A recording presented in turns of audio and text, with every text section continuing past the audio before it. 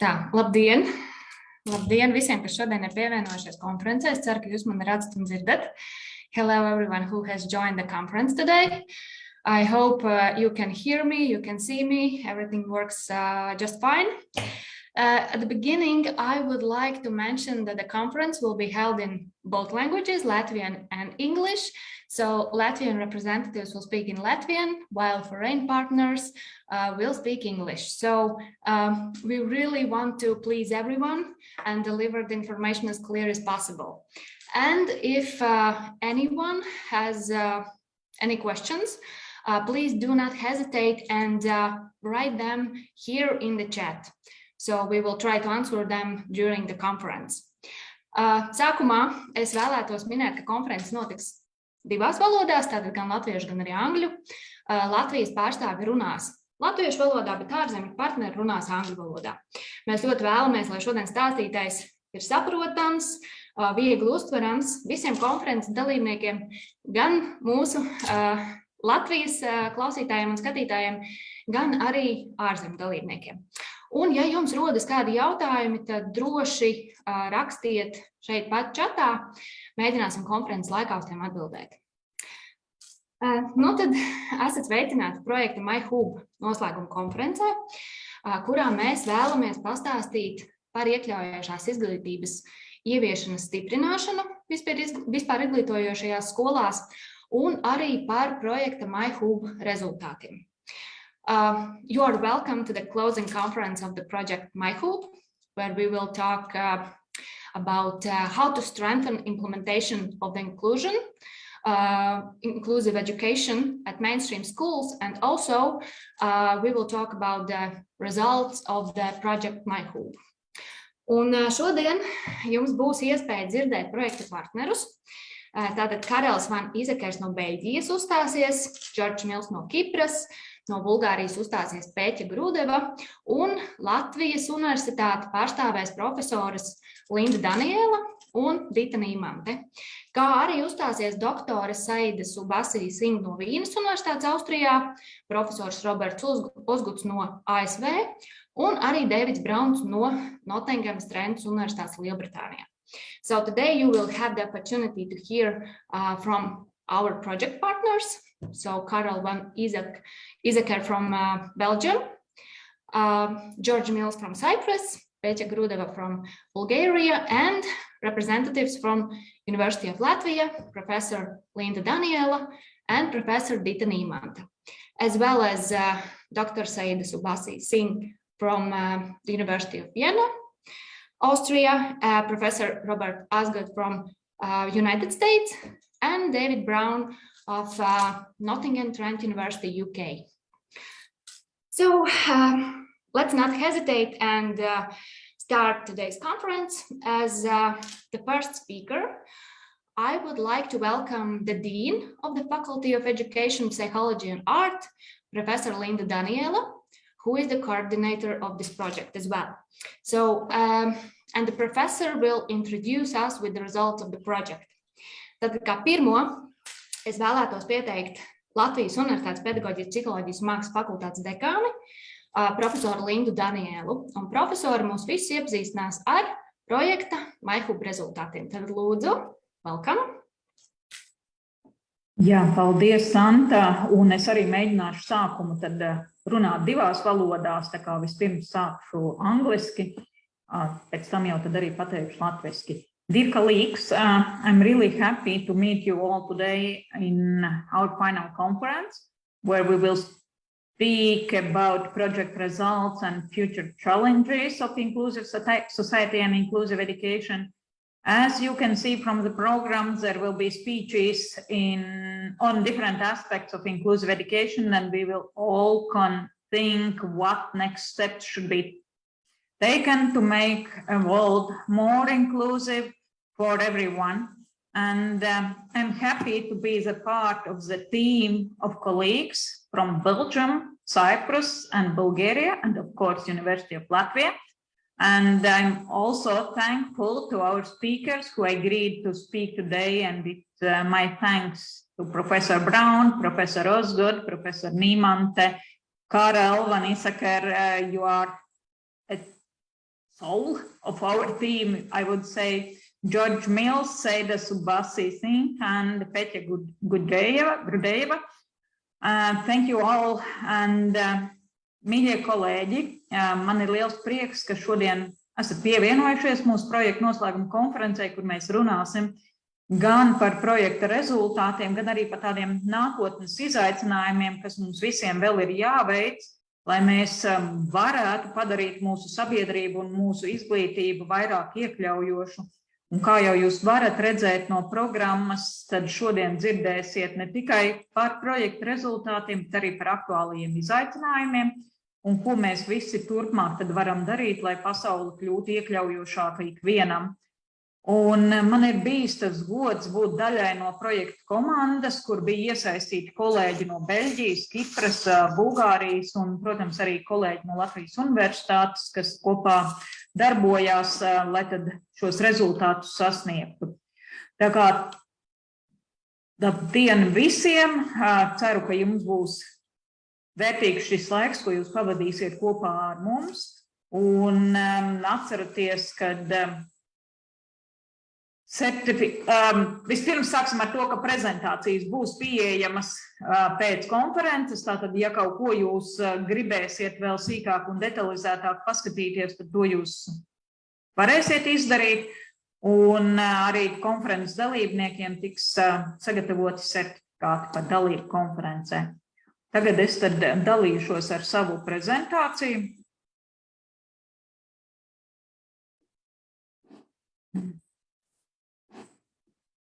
Mazs mirklis tehniskas pauzes.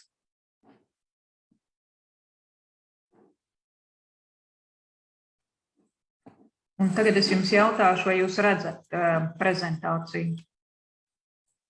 Jā, mēs redzam. Bet jūs visdrīzāk... Ne pilnajā skatā. Jā, es mēģināšu viņās nospiest pogas un cerams, ka viņš viņās arī aizies, tad parasti ir kādas sekundes, kamēr viņš pārslēdzās.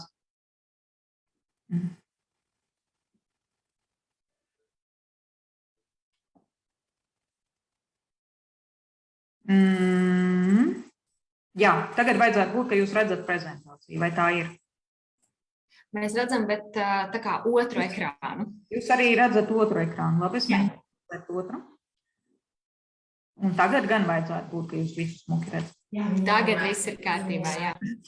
Labi, nu tad tā, projekta pilnais un garais nosaukums ir latviski, mēs viņu tulkojam kā MyHUB, tas ir tiešsaistes repozitorijas iekļaujošām labajām praksēm, resursiem, metodikām, izglītības jomas darbiniekiem, formālajā un neformālajā izglītībā. Tātad mūsu galvenais mērķis bija apkopot dažādus materiālus, kādi jau pasaulē ir izstrādāti, salikt tos visus vienu vietu un tā kā piedāvāt, nevis staigāt pa dažādām vietām un meklēt dažādu informāciju, bet atrast to visu projekta mājaslapā. Un mūsu partneri, kā jau es nosaucu, tātad bija šīs te institūcijas, kas ir Latvijas universitāte, no Kipras arī partneri, no Beļģijas partneri, no Bulgārijas, mums bija vairāki partneri. Un kopā mēs tad strādājām pie šādiem te sekojošajiem rezultātiem. Mēs apkopojām labās prakses, sistematizējām un kategorizējām šos resursus, lai tos klasificētu, pamatojoties uz iepriekš definētu loģisko sistēmu. Tā kā tajā mājaslapā materiāli ir sakārtoti šādā te loģiskā sistēmā. Un katrs partneris tad varēja pielāgot saturu, pamatojoties uz valsts prasībām, apstākļiem un kultūras atšķirībām. Un tālāk mēs arī izveidojām mājaslapu, kur šos materiālus veidot, un šie iekļaujošie materiāli tika arī partneru valstīs pārbaudīti. Un, lai tā kā saprastu, vai šie materiāli ir izmantojami, nav izmantojami, varbūt ir kaut kas jāpilnveido un jādara. Un mēs arī šos materiālus aprobējām. Un, kā jau visos projektos, mums bija arī publicitātes kampaņa gan valsts līmenī, gan Eiropas Savienības līmenī. Tad mums bija 8 darba pakas, kuras visas varbūt jums nemaz arī nav saistošas, jo mums bija darba paka, kas bija par administratīvām lietām, par to, kā mēs nodrošinām projekta kvalitāti, bet savukārt tās, kas bija par šo te rezultātu apkopošanu, sistematizēšanu, mājaslapas izstrādi, par to tad mēs arī pamazām gribam jūs iepazīstināt un izstāstīt, kas tad notika un ko mēs darījām un ko mēs gribējām ar šo sasniegt un kādus mērķus mēs izvirzam paši sev turpmākiem projektiem un turpmākām ideju attīstībām, gan arī, ko mēs aicinām visus kolēģus iesaistīties un arī darīt, ko jau katrs savā pusē var un ko jūs varat palīdzēt viens otram, palīdzēt mums, palīdzēt tiem, kam šī palīdzība ir nepieciešama. Un kā mēs uz to skatījāmies? Mēs skatījāmies, ka tā ir tāda kā ekosistēma, kad nav iekļaujoša izglītība atdalīta no iekļaujošas sabiedrības. Un tur iekšā mums ir vairāki tie aspekti, ko mums ir jāņem vērā. Mēs bieži vien domājam tā kā perspektīvā no speciālām vajadzībām, bet mēs domājot par iekļaujošo izglītību gribētu arī teikt, ka ir jādomā arī par sociālo-ekonomisko statusu, vai tas nav šķērslis piekļuvēji kaut kādām vai zināšanām vai kādiem pakalpojumiem. Tāpatās arī mums būtu jādomā par kultūra dažādības aspektiem, par dzimumu dažādības aspektiem. Un tā kā mums šais ekosistēmas ietvaros mēs varam vēl paplašināt un domāt, kas tad vēl te neiekļaujās un ko mums vēl vajadzētu darīt. Bet katrā ziņā tā galvenā mūsu doma ir, ka tas nav nodalāms. Un tālāk mēs aicinām domāt par to, kāpēc tad tas ir būtiski, kāpēc mums ir jāpaskatās uz šīm lietām arī no izglītības perspektīvas, jo mācību materiāli vai izglītības vide, vai varbūt tas, kā mēs strādājam, var būt gan iekļaujoši un var radīt arī tāpat laikā zināmā mērā šķēršļus, ja mēs nedomājam par visiem aspektiem. Un tāpēc mēs mēģinām zīmēt tādu kā schēmu, atkal jau schēmu par to, kas ir tie galvenie aspekti. Tad viens mums ir piekļuve zināšanām, otrs ir zināšanu pieaugums, zināšanu vērtēšana vai zināšanu uzkrāšana. Un tad mēs tālāk mēģināsim runāt par to, kāpēc tas ir svarīgi. Tad viens ir, lai ikvienam nodrošinātu iespēju mācīties, lai atbalstītu mācību sasniegumu paaugstināšanos, jo tas vien, ka ir šī iespēja mācīties, nevienmēr ir pietiekami. Mums ir arī jādomā par to, kā tad mēs varam vēl kaut ko atbalstīt bez tā, ka šī iespēja mācīties ir. Tāpat arī par zināšanu novērtēšanu mums ir jādomā, un mums ir jādomā, kur un kā šīs zināšanas varētu tikt izmantotas, tās apgūtās zināšanas, kas ir. Tad pirmais bija, ko mēs minējām, piekļuve zināšanām. Ir kaut kādi risinājumi, mācību materiāli, vide, kas nodrošina, ka tie piekļuvi ir, un tie būtiskie jautājumi, par ko mēs esam domājuši un aicinām arī citus domāt, vai visiem ir nodrošinātas vienlīdzīgas iespējas mācīties, vai ir šis te fokusētais atbalsts gan no speciālo vajadzību perspektīvas, gan no sociālo vajadzību perspektīvas, vai jebkuras citas. Vai piedāvātais risinājums ir pieejams ikvienam, domājot gan par atbalstu, gan par tehnoloģisko nodrošinājumu, tāpat laikā arī par digitālo mācību materiālu pieejamību. Jo arī šajā jomā mums vēl ir daudz kas darāms, digitālie mācību materiāli. Ir labi, ka viņi tādi ir, un tas dod mums iespējas kaut ko darīt, bet tāpat laikā viņi arī var radīt šķēršļus. Tāpēc mums ir jādomā, kā viņi ir piemērojami studentiem, piemēram, kam ir slikta redze, vai kam ir krāsu uztveres problēmas, vai piekļuve materiāliem ir tikai noteiktā laikā, pieņemsim sinhronā mācību procesā, vai piekļuve ir arī pēc tam, vai šie izmantotie mācību līdzekļi ir pietiekami dažādi un savstarpēji papildina viens otru. Un šeit mēs liekam uzsvaru uz materiālu un tehnoloģiju savietojamību, lai neveidotos situācijas, kad izmantojam tikai vienveidīgus mācību materiālus vai pieņemsim materiālus, ko mēs izmantojam, viņi nesniedz vajadzīgo atbalstu, jo mēs redzam, ka sasniegumi nav, mācību rezultāti neuzlabojās. Tāpat arī, vai tas ir droši, vai šo te materiālu izmantošana ir droša pašam skolēnam, pašam bērnam, vai viņi ir droša citiem bērniem, vai viņi ir droša gan no sociāli emocionālās veselības viedokļa, gan no datu aizsardzības viedokļa, gan dažkārt arī no fiziskā, vai ar to materiālu nevar kaut ko sev nodarīt pāri vai citiem nodarīt pāri. Un, kā piemēra, es esmu šeit minējusi, ka pieņemsim, ja mēs izmantojam digitālos mācību materiālus, vai nevarētu būt tā, ka materiālā ir strauja attēlu un krāsu mainība, kas var izraisīt, pieņemsim, epilepsijas lēkmi tiem, kam tāda varētu būt. Skaidrs jau, ka tas neizraisa epilepsijas lēkmi tiem, kam tādas problēmas nepastāv, bet tāds viens aspekts, kas varētu būt. Tālāk nākamā grupa mums ir zināšanu pieaugums, un šeit tie būtiskākie jautājumi, ko mēs domājam un arī rosinam jūs domāt, vai materiāli, ko mēs izmantojam, nodrošina to zināšanu pieaugumu, vai tas ir vienkārši materiāls, ar ko aizpildīt brīvo laiku, ja tomēr mēs to varam izmantot zināšanu pieaugumam, un uzsvars uz zināšanu kvalitatīvu uzlabošanos un no iekļaujošās izglītības perspektīvas tas nozīmē, ka mācību materiāli tiek izmantoti, lai labāk izprastu kaut ko, kas savādāk nav izprotams, piemēram, tehnoloģija, kas ļauj bērniem ar kādām speciālām vajadzībām kompensēt trūkumus, ko rada šīs speciālās vajadzības, lai apgūtu zināšanas tādā pat mērā, kā tas iespējams pieņemsim cilvēkiem bez speciālām vajadzībām.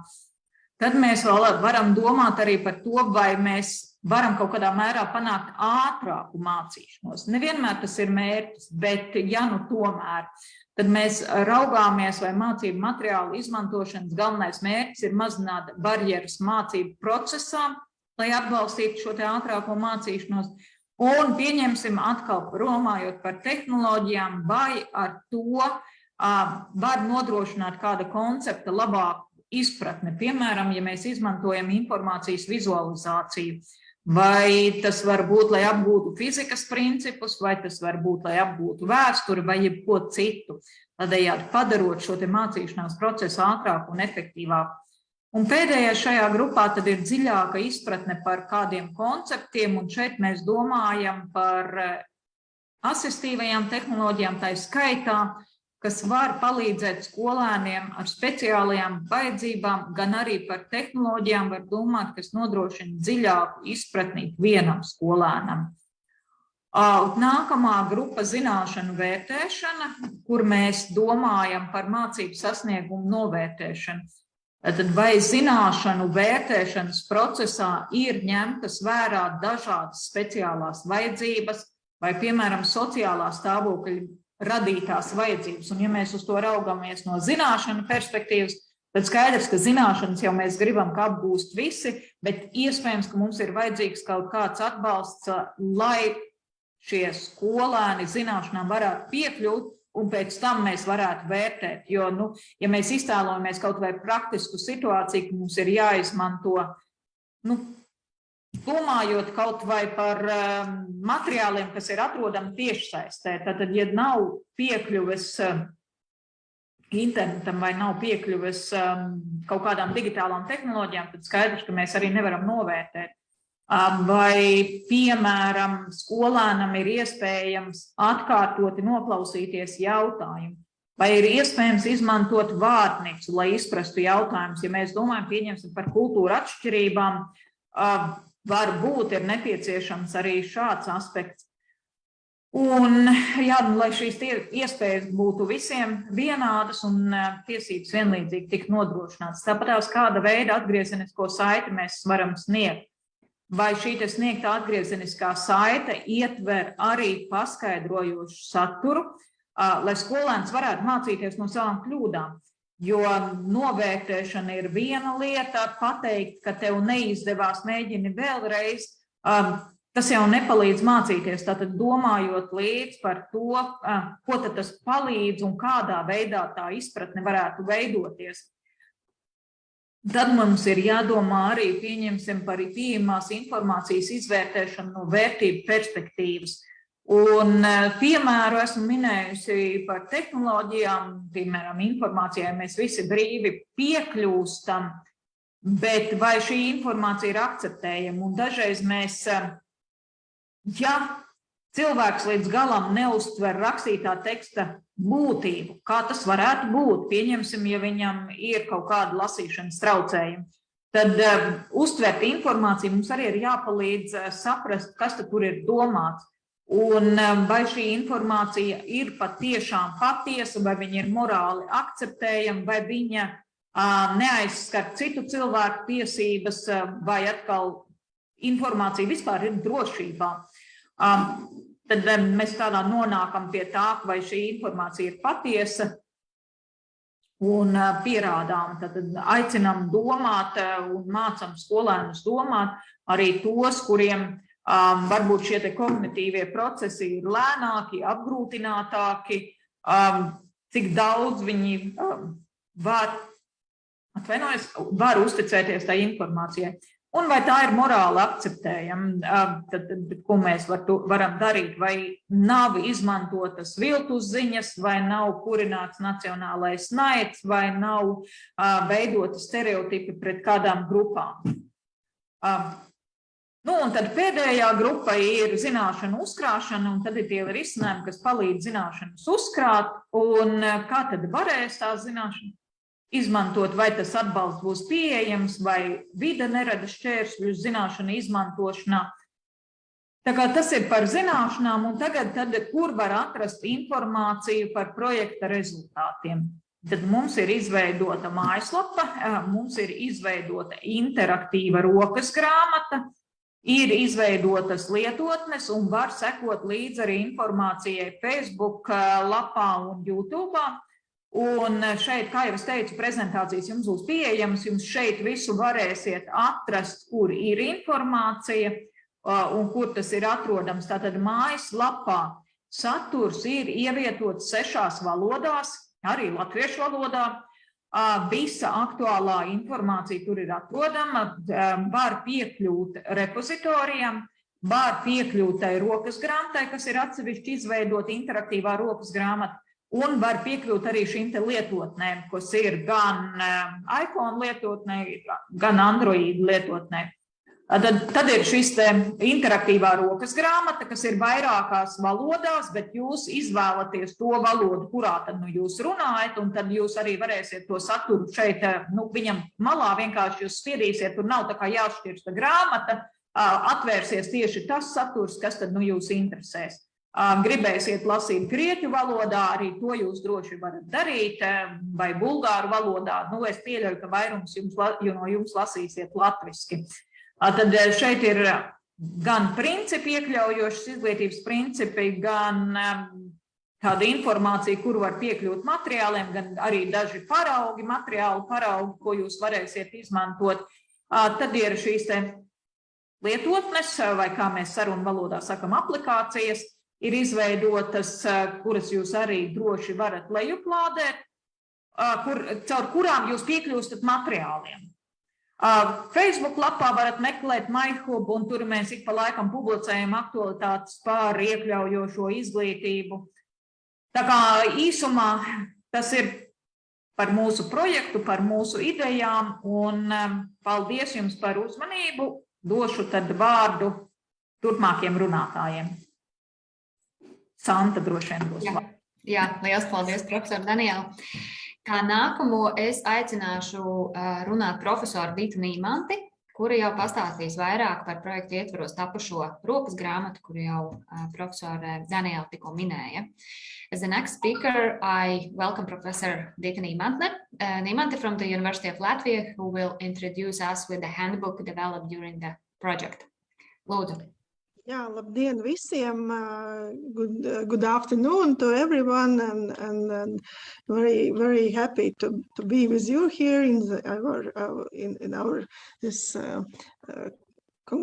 conference. And so I'm going to speak in Latvia, but hopefully you will be able to follow our handbook in internet.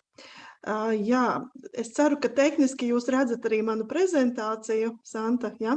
Jā, viss kārtībā. Jā, viss kārtībā, ļoti jauki, jā.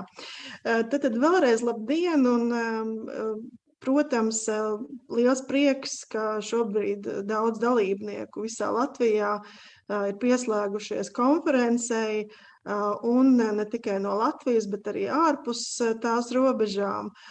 Un jau par projekta rezultātiem nedaudz ieskicēja profesora Linda Daniela, un daudz viet Latvijā jau ir notikuši semināri, kuros mēs esam iepazīstinājuši ar projekta rezultātiem, īpaši šo tiešsaistes repozitoriju, un arī rokas grāmatu.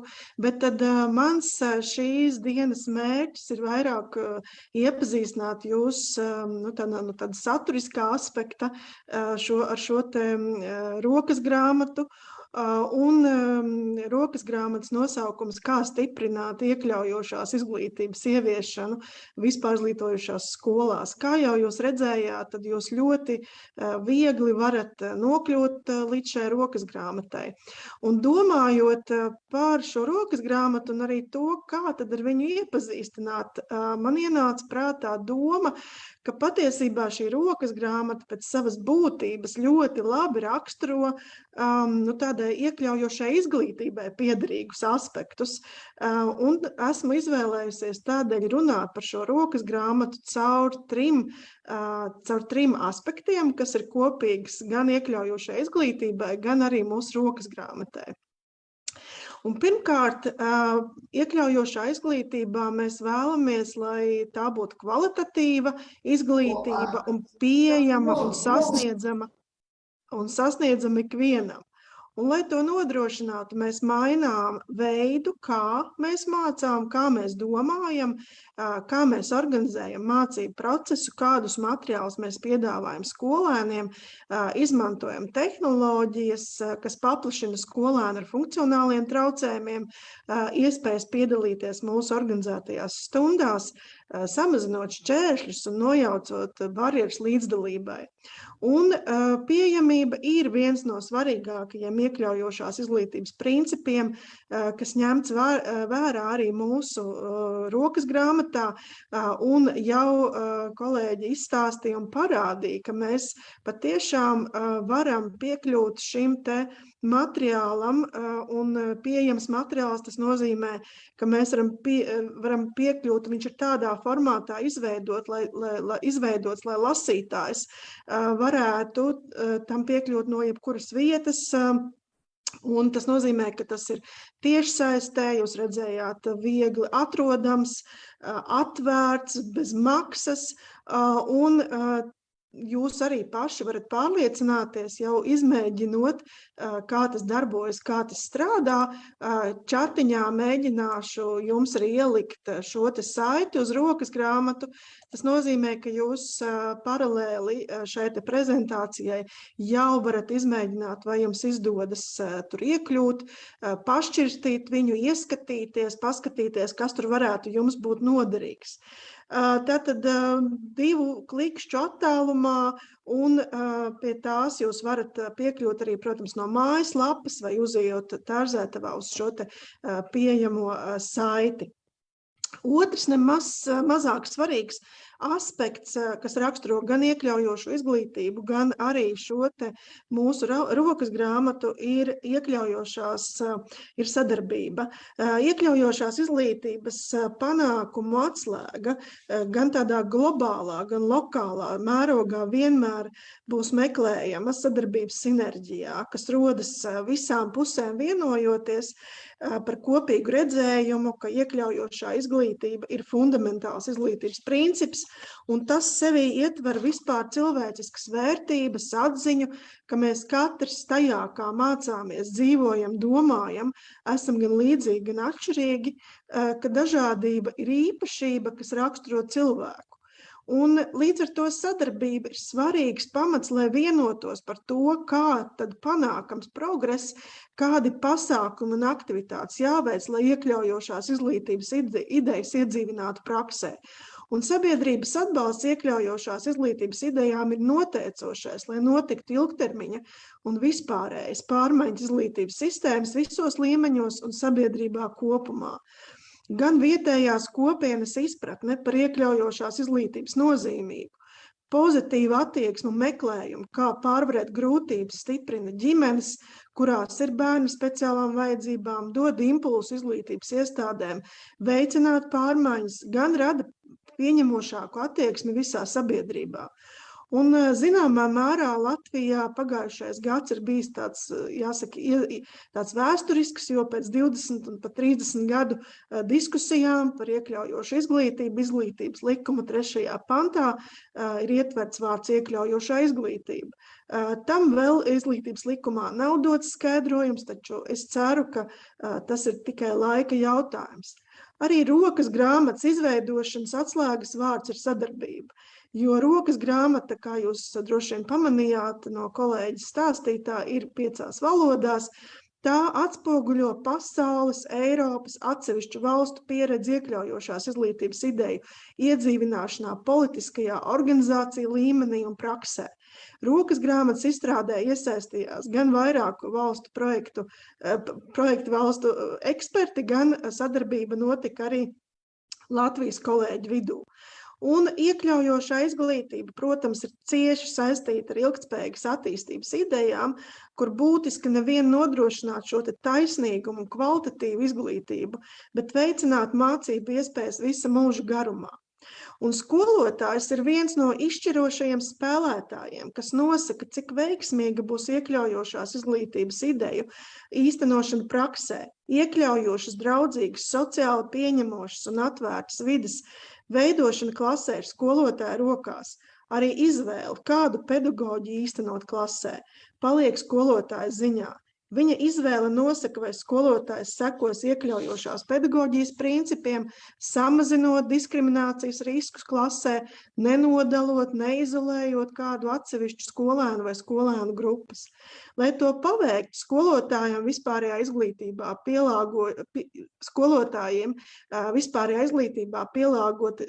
pielāgojas jauniem apstākļiem, maina savu attieksmi, veidu, kā strādāt, mainās arī pedagoģiskie principi, klasē diferenciācija kļūst par tādu kā jau ikdienu. Un iekļaujošā izglītībā mēs tiecamies uz to, lai ikvienam ir iespēja gūt panākumus.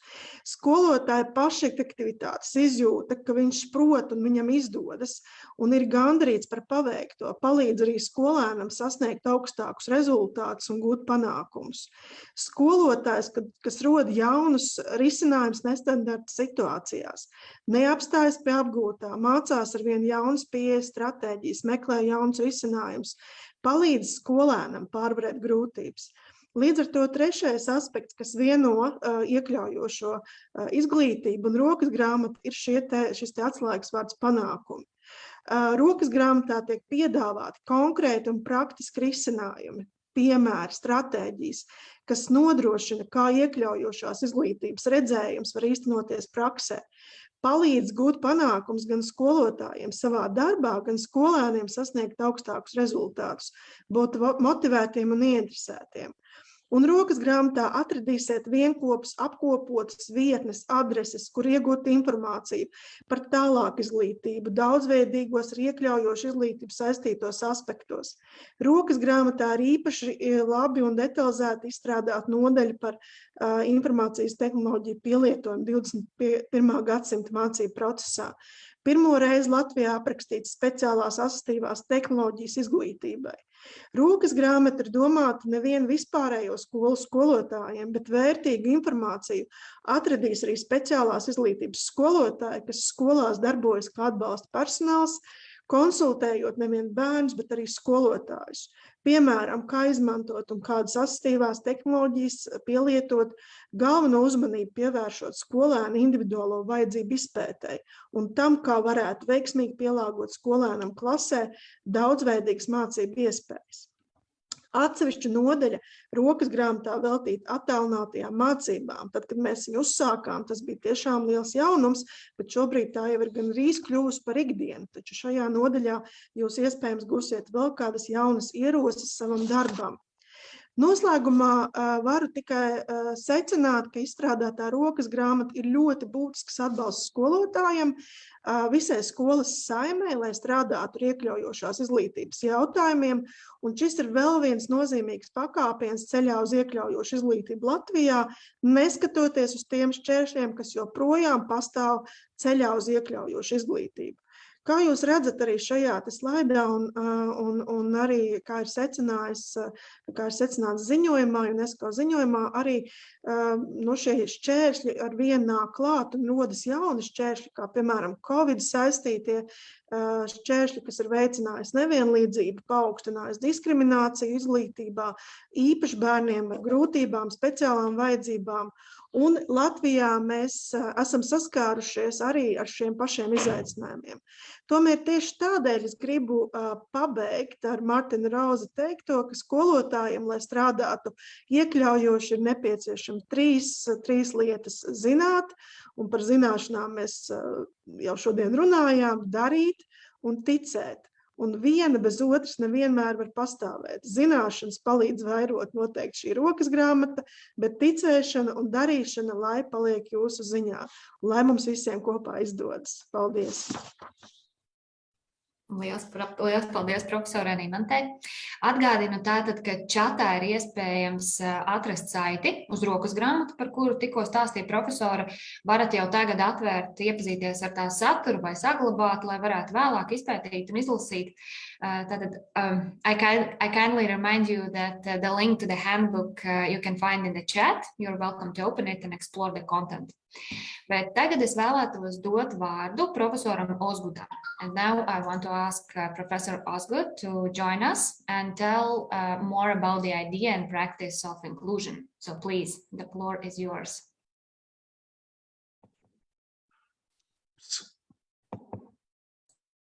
Hello, can everyone hear me? Yes, we can hear Yes, you. okay. Yeah.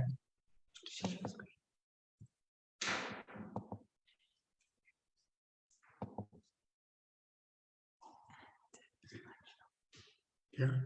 Slideshow.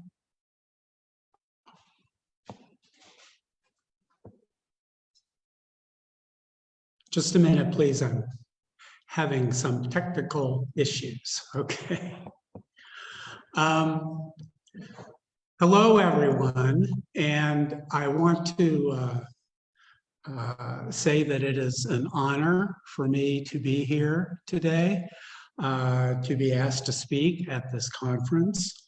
At the beginning, I would like to emphasize that I do not speak Latvian at all, but this project has become very interesting to me for a number of reasons. I am a Fulbright Scholar for the spring of 2022 with the Faculty of Education, Psychology, and Art at the University of Latvia. And I am here to discuss some American perspectives on what has been said. Now, because I do not speak Latvian, I am not, I may well be repeating what somebody else has said or saying something in advance of what somebody else has said. I apologize for that, but I'm ready to go. My topic today is really about the origins of inclusion, some international perspectives on inclusion, and also some future possibilities and opportunities. There we go. Okay. And to begin with, debates about whether or not to include or exclude persons with disabilities from community settings such as schools and other organizations have been occurring for centuries. The nature of the debate has changed over time, but the debate itself and its intensity stays the same. In the 21st century, we know that technology and digitalization have brought a whole new set of possibilities to consider in these debates. And I'm here to discuss these today along with you. My goal is to provide some context and set the stage for how these discussions might proceed, and also, as much as I can, to learn about what has been done through the MyHUB project, and to assist it in any way I can while I am here in Latvia. Let's see. I'm going to begin with some historical origins, and these go back a long way, all the way back to the 1300s, when people started, especially in Europe, started recognizing and addressing what was perceived as disability in society at the time. The institution of the hospital at Bethlehem in London was actually established, its roots can be traced, I should say, back to the 1300s. And so Bethlehem in London, also known as Bedlam, and the Bicêtre and the Salpêtrière in Paris have been institutions that have been very much involved over the centuries with working with persons who are deaf, persons who are blind, and persons who have mental disabilities. There have also been separate schools and institutions for those who are deaf and blind. For example, the Royal Institute in Paris and various private schools in France, Germany, and England. For example, the Braidwood School that was founded in England in 1760. When we move to the 19th century, we begin to see the establishment of notions of special education, that is, education for children with disabilities in separate settings in the public schools. These began in German states, especially in Prussia, about in the middle of the 19th century. So by 1850, the idea of separate institutions and separate schools for children with disabilities was well established, and so was the principle of segregation or exclusion, as we might call it today.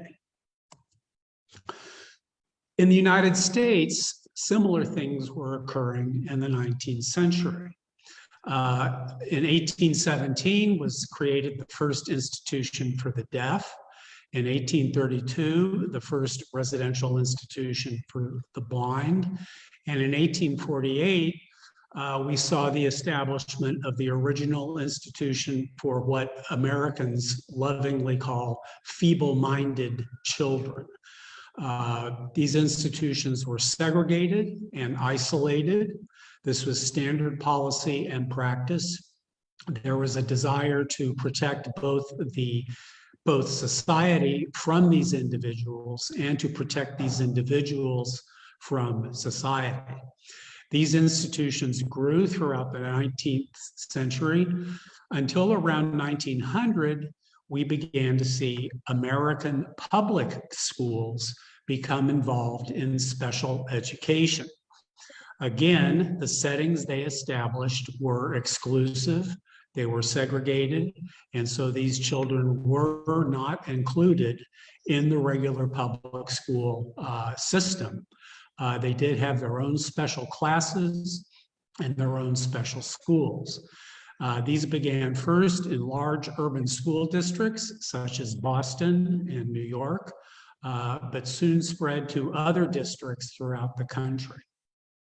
Also, the kinds of disability that were being recognized were becoming much more specialized, from just deaf, blind, and feeble-minded to more understandings of speech disorders, communication disorders, health impairments, behavioral disorders, even classes for children who we today would call gifted.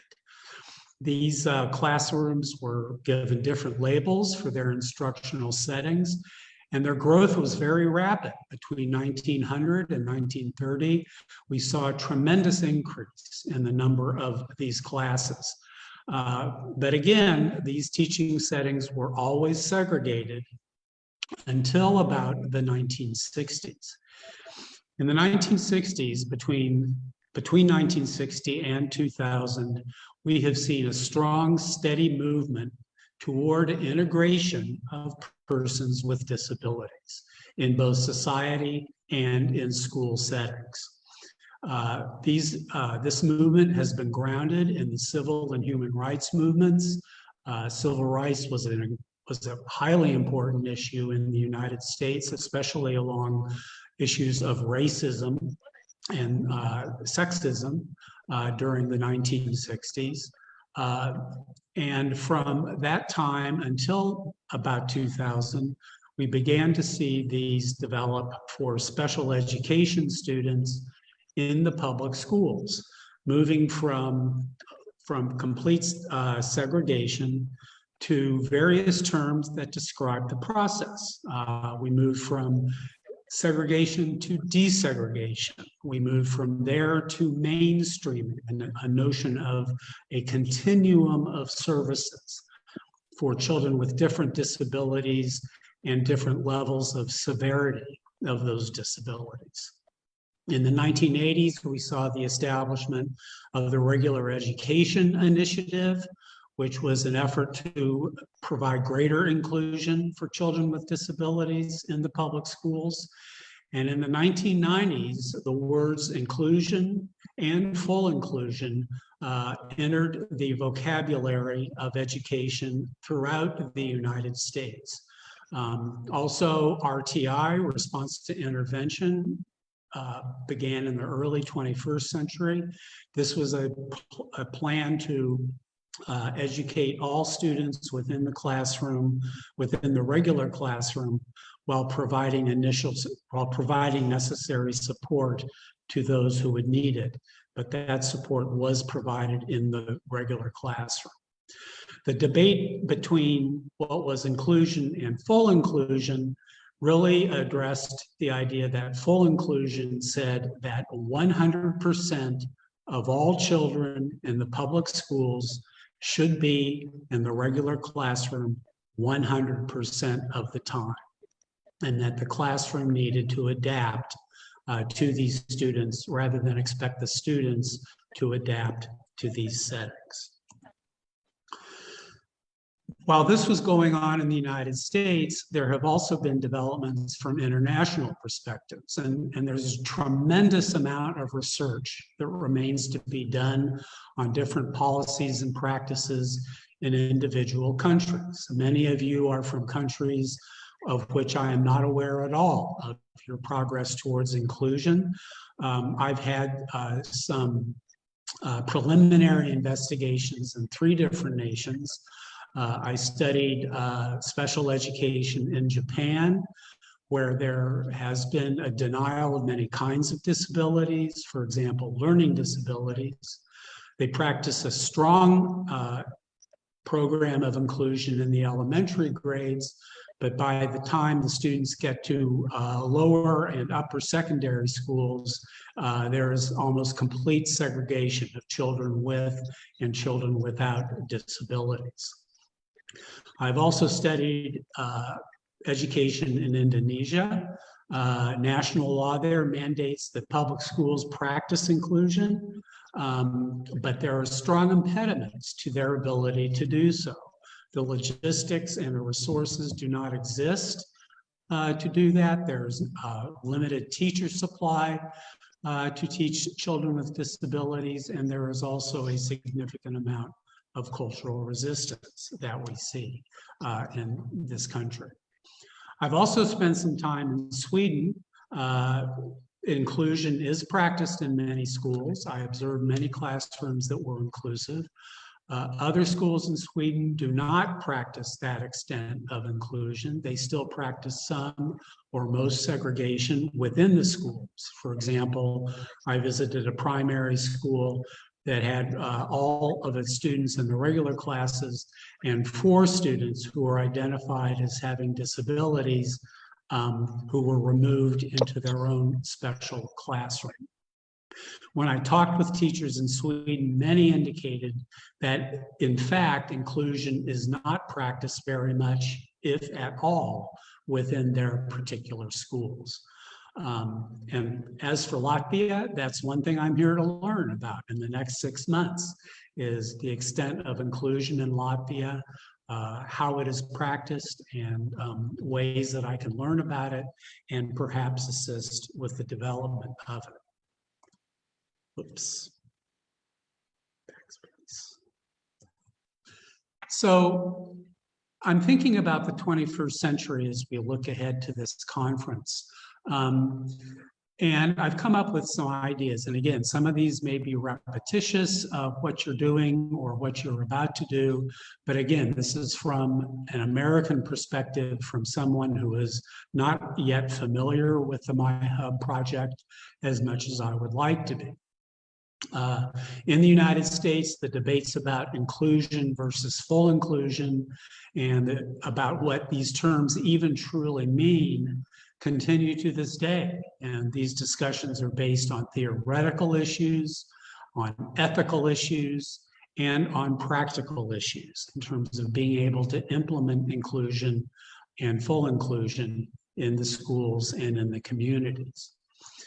As is being pointed out in this conference, of course, technology and digitalization are having a dramatic impact on changing these conversations. They have moved these conversations from the past into the present with a much forward look towards the future. Early on in technology, we had things like Braille, large print, and audiobooks for children who are blind. We have had hearing aids and cochlear implants for children who have hearing impairments. We have developed adaptive and assistive technology that was perhaps developed years earlier, but is still being used in schools across the United States.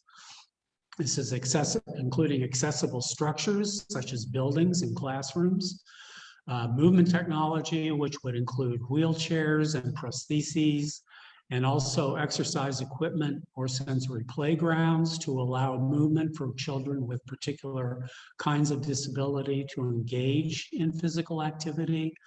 We've seen the development of communication boards that involve both listening and speaking, and of course, the development of keypad touch technology to further this communication and to further the learning of students, particularly those with moderate to severe intervention needs. And as we look towards the future, we have much to think about. The future development of technology and digitalization can lead to tremendous leaps forward in terms of how we instruct and how we teach children with disabilities. There are software-based curriculum development and lesson implementation. There are software-based individualized education plans. These have in fact been used in the United States, where teachers basically plug in the conditions of the students, and the program generates an individualized education plan for that student. Many people object to this impersonal approach, myself among those, but they are widely used. The advance of 21st century technology can lead to more enhanced, more sophisticated, accessible, and searchable, as well as analysis-friendly databases. Rather than take a long time to analyze data, current technology and digitalization may allow much quicker access and analysis to databases that will support learning in the classroom. This is also true of assessments, whether these are assessments of student performance, teacher performance, or school performance. We may be able to develop technologies and other software and hardware components that allow quicker, more accurate, and more effective and objective assessments of how students, teachers, and schools are doing in terms of teaching these children. And of course, as we've all seen recently in the last 2 years with the COVID pandemic, the development of virtual classrooms and virtual instruction, along with hybrid classrooms and hybrid instruction, has become immensely popular. And there's vast room for development in there. Now, given my limited understanding of digitalization, here are some possibilities that I think might be viewed as within the realm of achievement. Greater efficiency, smarter planning, and reduction of paperwork and duplication in delivering instruction, significantly enhanced instructional methods and possibilities for students through digitalization, richer, more effective pre-service and in-service training for teachers, improved and expanded communication from local communication to global communication, which as we are engaging in right now, and also in developing design models for enhancing and facilitating inclusion and its support across, within a school district or across the globe. And I'm certain there are many other possibilities that will be presented here today and developed in the future. I have some concluding thoughts. As maybe have become clear, I am not a specialist in technology, let alone digitalization. And so my knowledge and imagination are rather limited here. But I hope I've been able to provide some background and context from history and from experiences in the United States to help further this conversation. There certainly exist possibilities for development that I cannot even imagine. What will be possible 20 or 30 years from now, assuming we're still alive by then, given the nature of the world today, that's no longer a certainty. But I certainly also look forward to learning much more about these issues during the rest of the conference. And I certainly appreciate your patience and willingness to allow me to speak here today. And finally, I want to conclude with one important thought. We must be aware that the use of the term and the concept of inclusion has already moved well beyond the realm of simply disability or ableism. The diversity, equity, and inclusion movement, otherwise known in DEI, in the United States covers much more than disability. It discusses race, ethnicity, social class, sexual identity and fluidity, issues of religion, issues of refugee status. All of these topics are now using the concept of inclusion to explore the relationship between children of different marginalized groups and society as a whole, especially with schools. So these are all now considered aspect of what we might call the inclusion diaspora. This conference seems to already be aware of that. I've noted in some of the upcoming talks that we talk much more about issues in the community and other issues besides disability. I will say honestly that for me, ableism and the issues of disability will continue to lie at the heart of my own interests and research. But that does not keep me from being extremely interested in what the rest of this conference has to say. So I conclude with a thank you. Paldies, I believe is the way you say it in Latvian. I've provided my information, contact information here, should you be interested. And again, I thank you for your time and attention. And I wish you good fortune and good luck. And I look forward to the rest of the conference. Thank you. Thank you, Professor Osgood. Paldies. Now I would like to welcome Dr. Milis from Cyprus to lead the workshop. Tātad paldies profesoram Osgoodam, un tagad es vēlētos aicināt doktoru Milis no Kipras, un viņš vadīs darbnīcu. Tātad lūdzu, welcome. Please, Professor, the floor is yours. Hello, it's just George, thank you. Can I share the presentation? Yes, please let me know if you can see this screen. Yes, but it's not full screen yet. No, yeah, I will choose not to put it in full screen because I will go on the browser then, and I don't want to mess it up. So it's, but you can see the content, yeah? Yes, yes.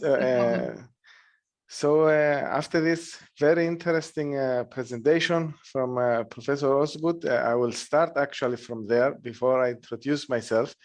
And I will add that, of course, in digitization, we have many opportunities, and we are working in applying some artificial intelligence techniques to choose the correct content for the user, or even virtual simulation environments, etc. However, as we identified in MyHUB project, there are still some basic things to solve beyond those advanced digitizations, like bringing the resources of inclusion education, inclusive education to the people. So it's everything about digitization, and it starts from having the material before we go to the more advanced things. So and then I will also add that the last part about the more broader term of inclusion. And actually, it's perfectly correct. And even beyond these human parameters, racism, ethnicity, etc., also the machines need the inclusion. For instance, in the web environment, in the internet environment, whatever we do for making the websites and everything accessible, applies also to machines. Machines are always items with disability of some sort. So thank you for your attention here. I'm George Milis. I come from Cyprus. I represent Eurosci Innovations Limited here. We're partners of the MyHUB project. Cyprus is a small place. However, it's a bigger island in the Mediterranean with 1 million inhabitants. We have a very low temperature today for our standards, 13 degrees Celsius. I know you don't compare with that, most of you. And I will start this presentation to be more practical than what we have seen up to now. This interesting background, and I will introduce you to the MyHUB portal we have created. And if you have a mobile phone or you're on a computer, you can either print this, write these addresses, these URLs on your browser, or scan the QR codes, and you will go first. So the first entrance, it's the MyHUB website. And allow me here to go myself live into the website. So let me know if you can see this, the screen. And I will go to the main portal of the project, which is this. This is a normal website, the basic one. It provides all the information about the project. It has access to, if you can see here, to the handbook that was discussed earlier by Professor Daniela. It has access to the mobile applications that were mentioned earlier. And it also has access either from here, Learning Resources Hub, or from here, accessing the one-stop shop of resources, to the Resources Hub, as we call it, Learning Resources Hub. And of course, you can choose your own language. I will start with Latvian language here. So everything is in Latvian now.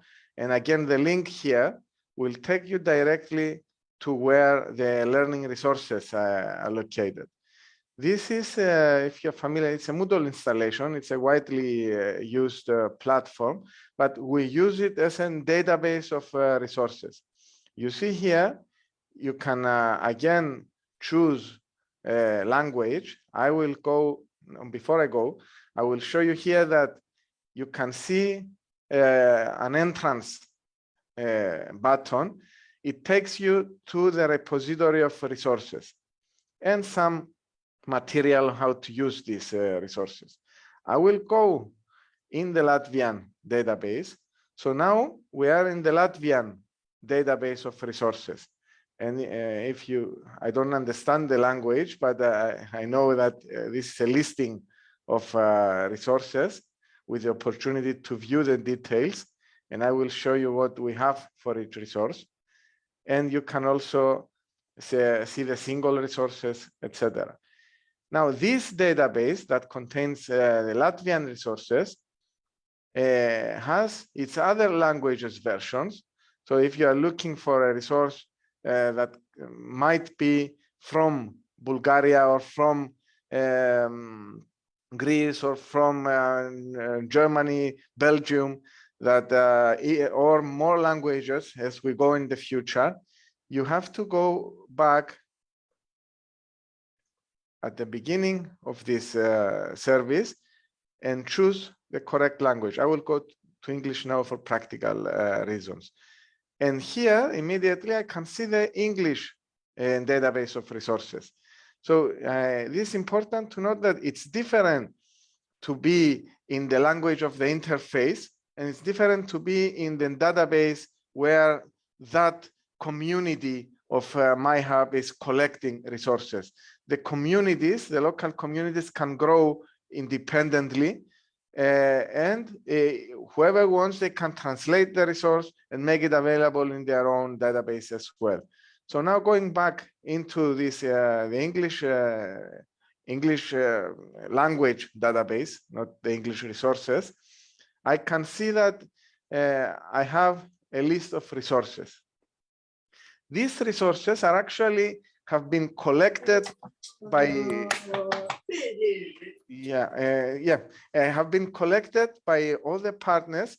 They are coming from throughout Europe and are actually coming from the experience of the partners from many projects that we have been doing until now, and we were willing to share this material in one place rather than throwing it away or having it distributed in separate websites here and there.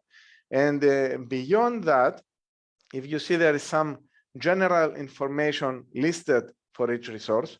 For example, the languages that the resource itself is available, the content of the resource is available, if it's applicable to all types of disabilities or it's applicable only to some of them, to education levels, if it has intellectual property rights, and how, so here you will have also information on how do you deal with these IPRs, if it's an open resource, etc., the authors, if somebody has funded this resource, etc.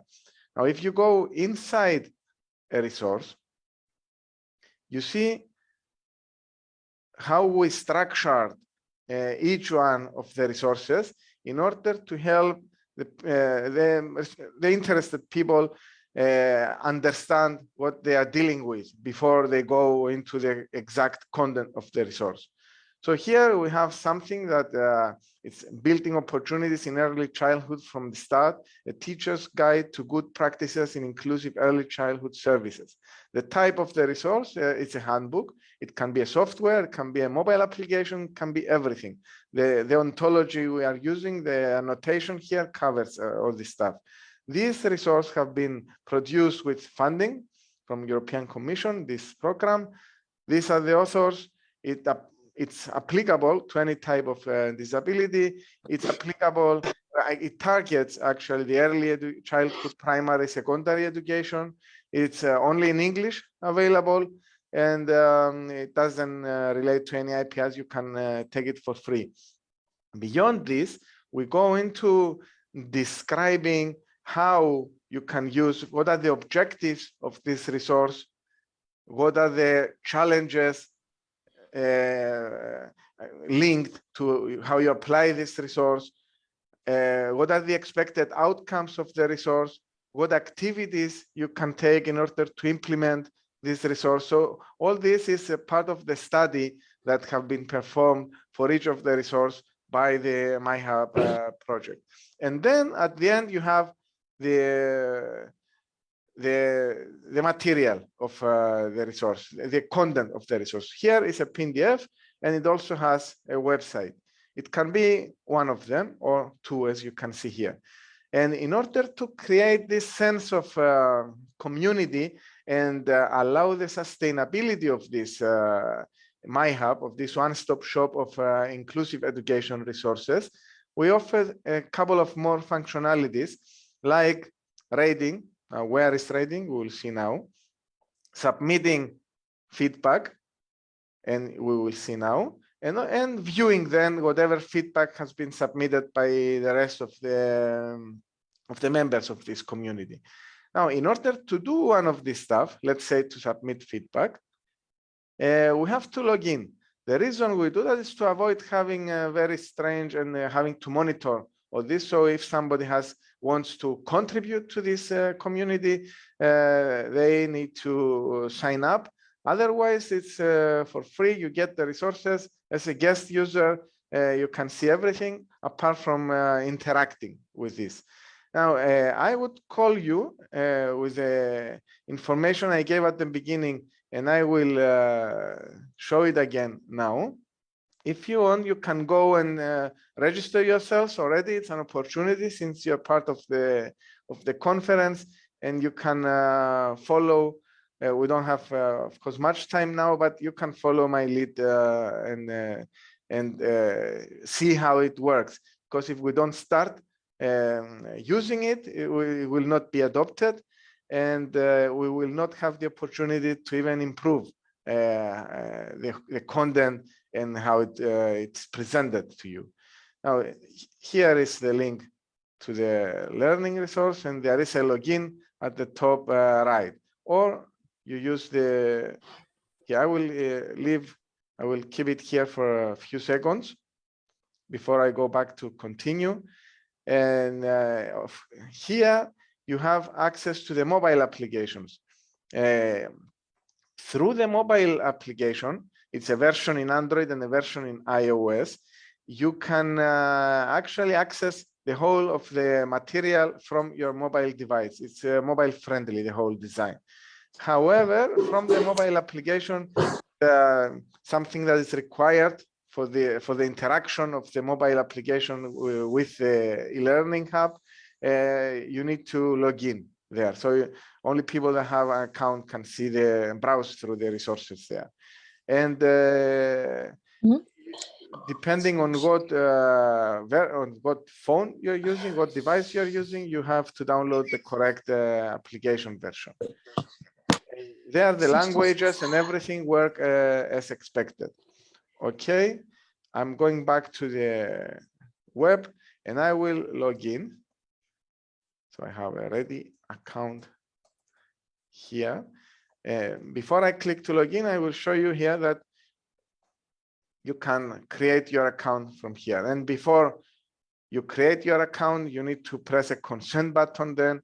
So please read the user privacy and data protection policy, because we have to keep some very few data about you in order to enable the provision of these services. Or you go as guest without logging in, without the possibility to interact. But I will log in now with an account I already have. Here, I have access also to a menu. Because my user has selected Greek as the language, it immediately went to the Greek language, but I will switch to English now. There is more chance we will follow. I can go to a dashboard where we have an overview of courses.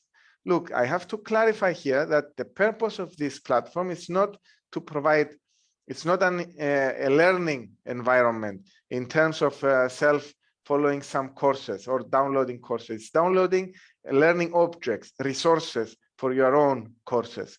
However, in order to use the functionality here, we have already uploaded a couple of courses, which you will see here, and you can also enroll.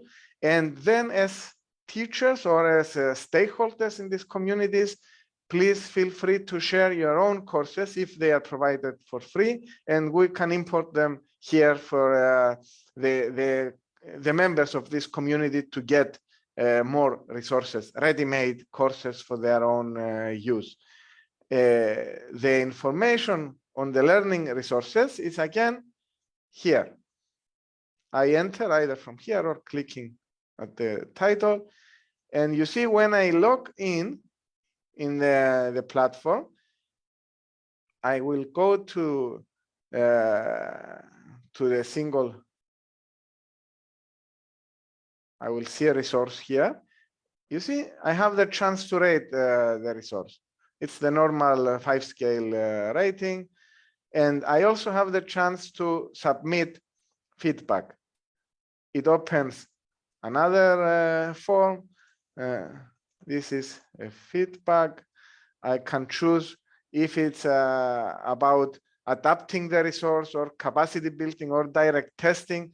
There are a lot of options on how I choose, how I use the resource if I had used it. Did I make any improvements? Yes or no. If I can make improvements and send it back, I will show you now when we finish. And then I can write my feedback here. And I can write as many reviews as I want. This is not presented to the rest of the users. The administrator will have to approve. And this is to avoid having low quality material on the website. It's not about criticizing the way you write, but it's about presenting it and confirming that it's written in the correct way and not offending anyone. Now, beyond this, you also have the option to, I will go back to the list to suggest a new resource. So if you have adapted one of the existing resources, or if you have created another inclusive education resource, which you can you want to share here, you come and you create, you fill in this form if you want, and we suggest that you will do this extra work to find the objectives of the resource, how it can be used, what are the expected outcomes that one should see at the end of applying this resource, etc. And you submit this, and again, there is a reviewing step before it's visible on the platform. And with this, because we don't have enough time, no, I will share for one last thing. I didn't want to stop sharing, but how can I see the, yeah, here. I will go back to these slides and I will show you, and I hope you can do it yourself, that you can go to download the applications, install them, the mobile version of these resources, and this is how it looks like. And you can browse, go to the settings at the top right and choose the languages and everything here, and download the material that you have seen on the web. And whatever you need during the process of registering and everything, or if you find anything that has to be corrected, please feel free to contact us from the portal I have showed at the beginning, the inclusion and -hub.eu website. Thank you very much, and I hope you enjoy browsing through the material.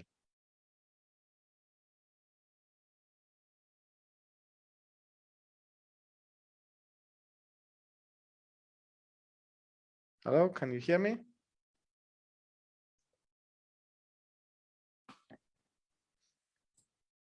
I think we're okay with showing the Learning Hub, and from now on, we are here to support you in your use of this material. Thanks. Any questions? Of course, if we have time, please. Yes, thank you, George. If you have any questions, you're welcome to write them in the chat. Maybe it will be more productive. We could answer your questions during the presentations.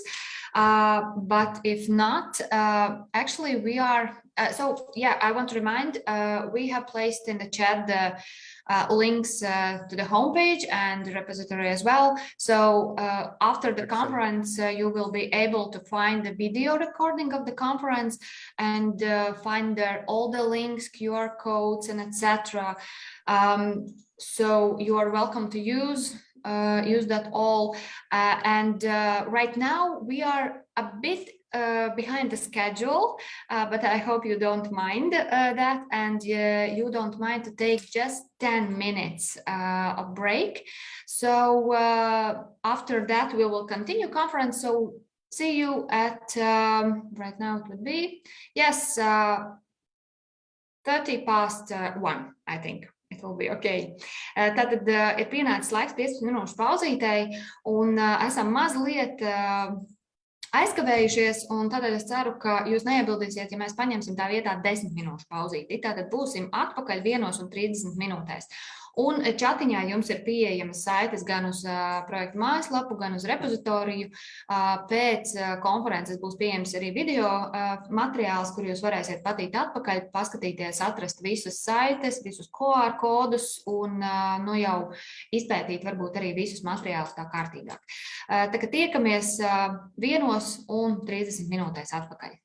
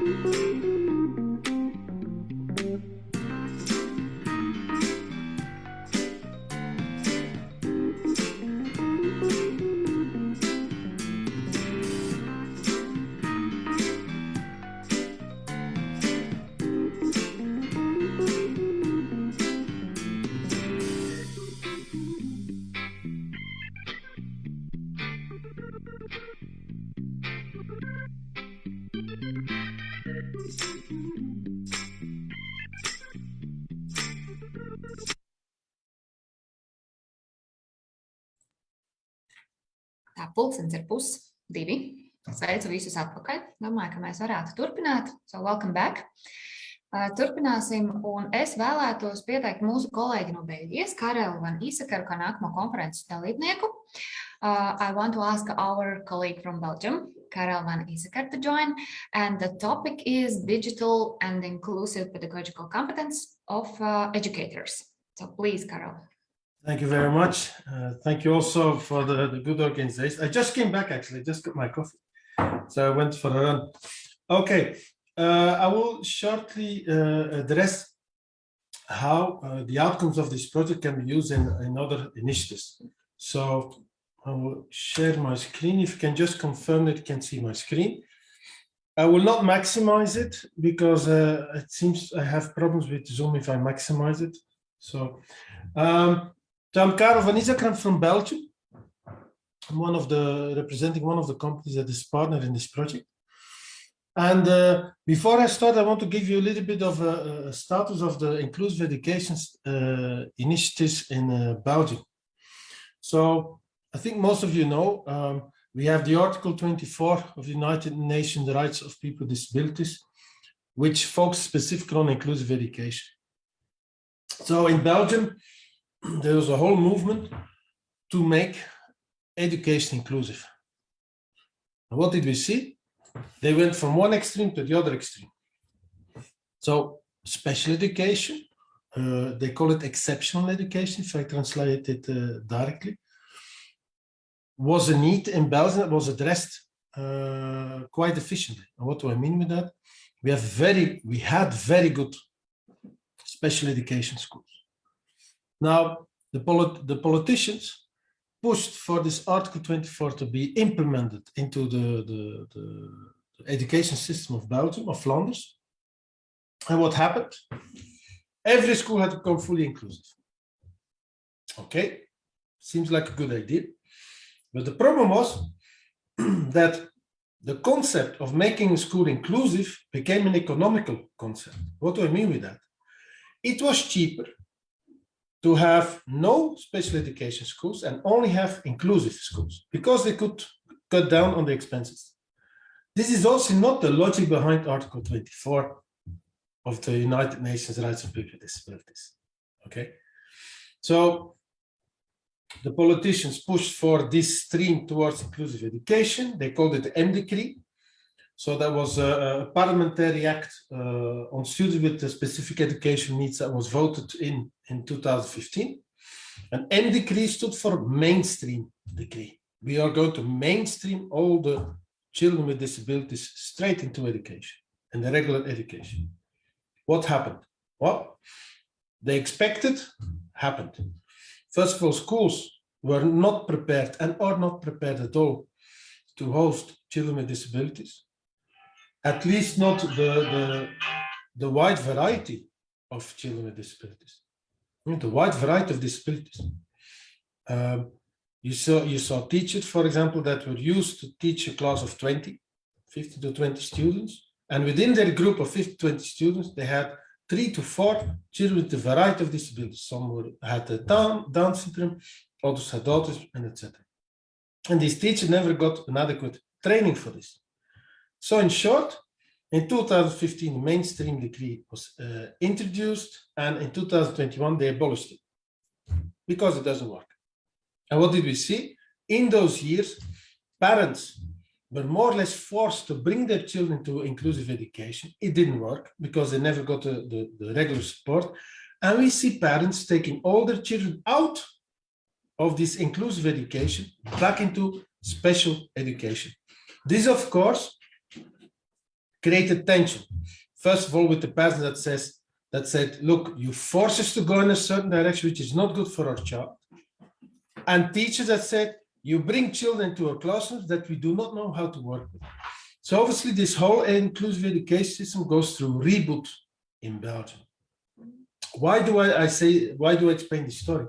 Because even today, we still see that teachers do not have access to the necessary resources that can help them to make their life easier, that can help them to acquire skills needed to teach children with disabilities. So in my presentation, I'm just going to look, okay, we have quite some outcomes in the MyHUB projects. How can this be taken further? And how has this been taken further? Excuse me.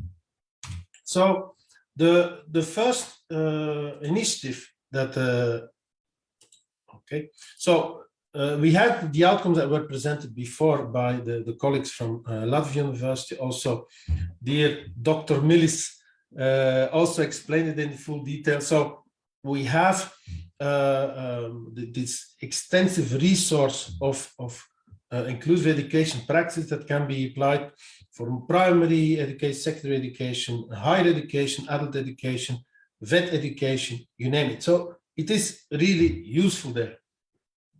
We also have this handbook, and in this handbook that is also available online, you will indeed see the discrepancies and the differences that exist in the different countries with regards to the implementation of inclusive education practice. And for example, what I just said about Belgium is more or less also addressed in there, but without the latest updates of what has happened now.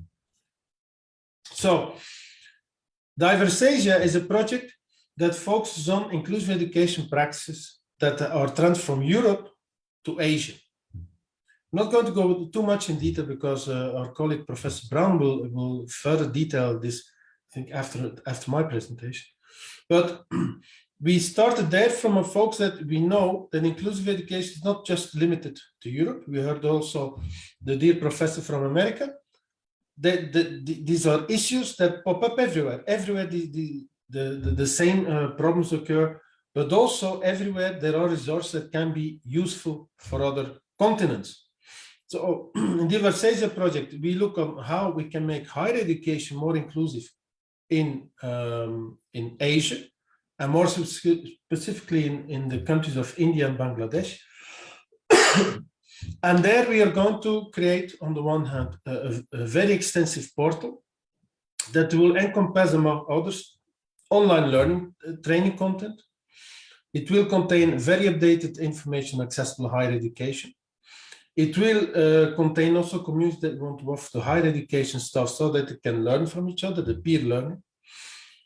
Any other outcomes of the project will be hosted there, but also there will be database of guidelines and associated good best practices. So obviously we're also going to look here at what has been created in MyHUBs and transfer that also to Diverse Asia project, because many of the resources, when you have gone through it, many of these resources are very relevant for higher education.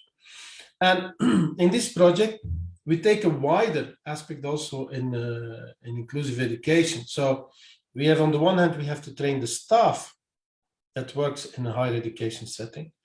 We also have to make the teaching staff aware of what exists and how can they make their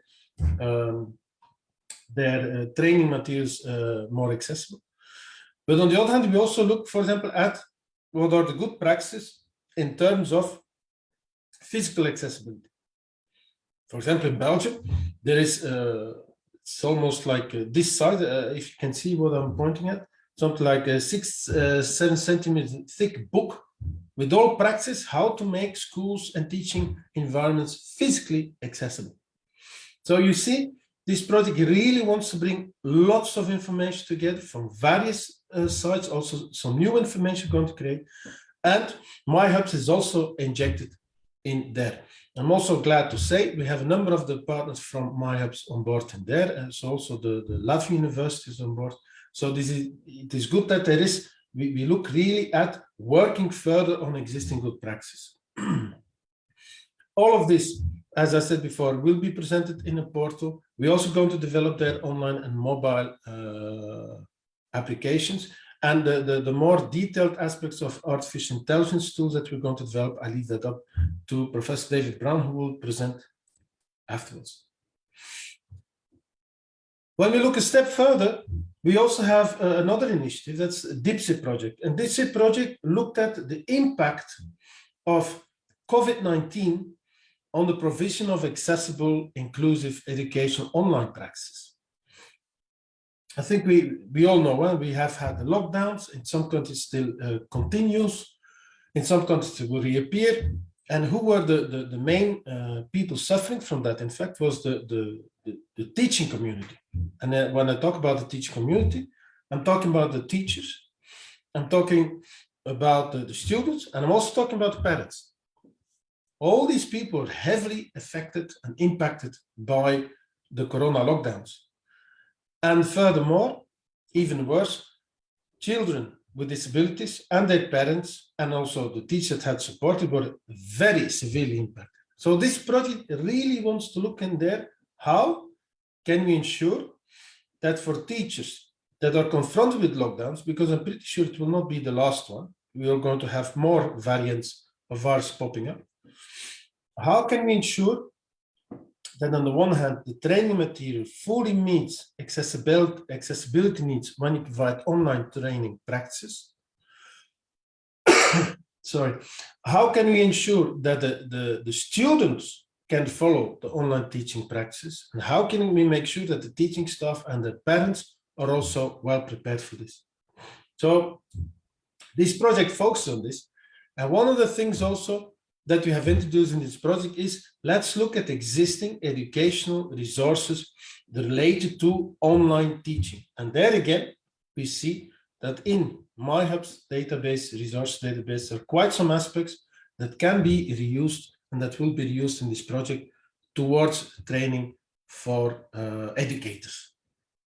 So that's why in this big table, we have actually there a summarized didactic model for ICT application education. That's an existing model. The first three, technological innovation, organizational innovation, and pedagogical innovation.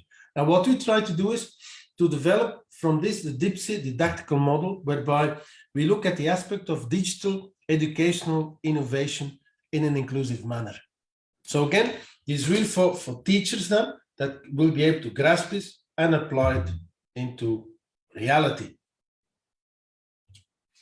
Now, diversity, what is diversity? Diversity is foremost disability that we want to address. We want to look at the diverse population in a school, diverse population in the community. We know more or less from the World Health Organization, we look at 15% of people with disabilities that we have in our communities. So if you look at the school communities, whether it's primary education, secondary education, higher education, vet, adult education, etc., we always have these groups of 50% coming back. So diversity for sure is also addressing this. But there's also something else. Diversity is also linked to social background. That's why also in the project I mentioned before, we also consider the fact of if a person is from a social background, does he also face barriers? Yes, they do. If you look, for example, during the lockdown, my son also got the feedback from the school, make sure that on Monday you're online, you need this, that, and that, and that. So in a weekend, I had to purchase 3 brand new laptops. 3 brand new laptops connected to the internet, all Zooming, because 3 kids, all Zooming. So you can imagine I need quite a solid internet. And I thought at that point, we are lucky we can afford this. Many kids cannot afford this. Many parents cannot afford such transfer overnight. That's why I'm happy to see that in many initiatives in Belgium, teachers understood this, that the social background can be a barrier to purchase laptops, to purchase expensive internet, to be able to participate in online education. So I know in one case whereby a teacher printed out all her materials and personally brought it to each house of the students, because she knew these students will hardly be able to participate. So diversity, barriers, not only linked to disability, but also to the social background. Minorities, the same, this is a diversity aspect that can also create a barrier that we also should be aware of. Gender, we have the situation in Belgium.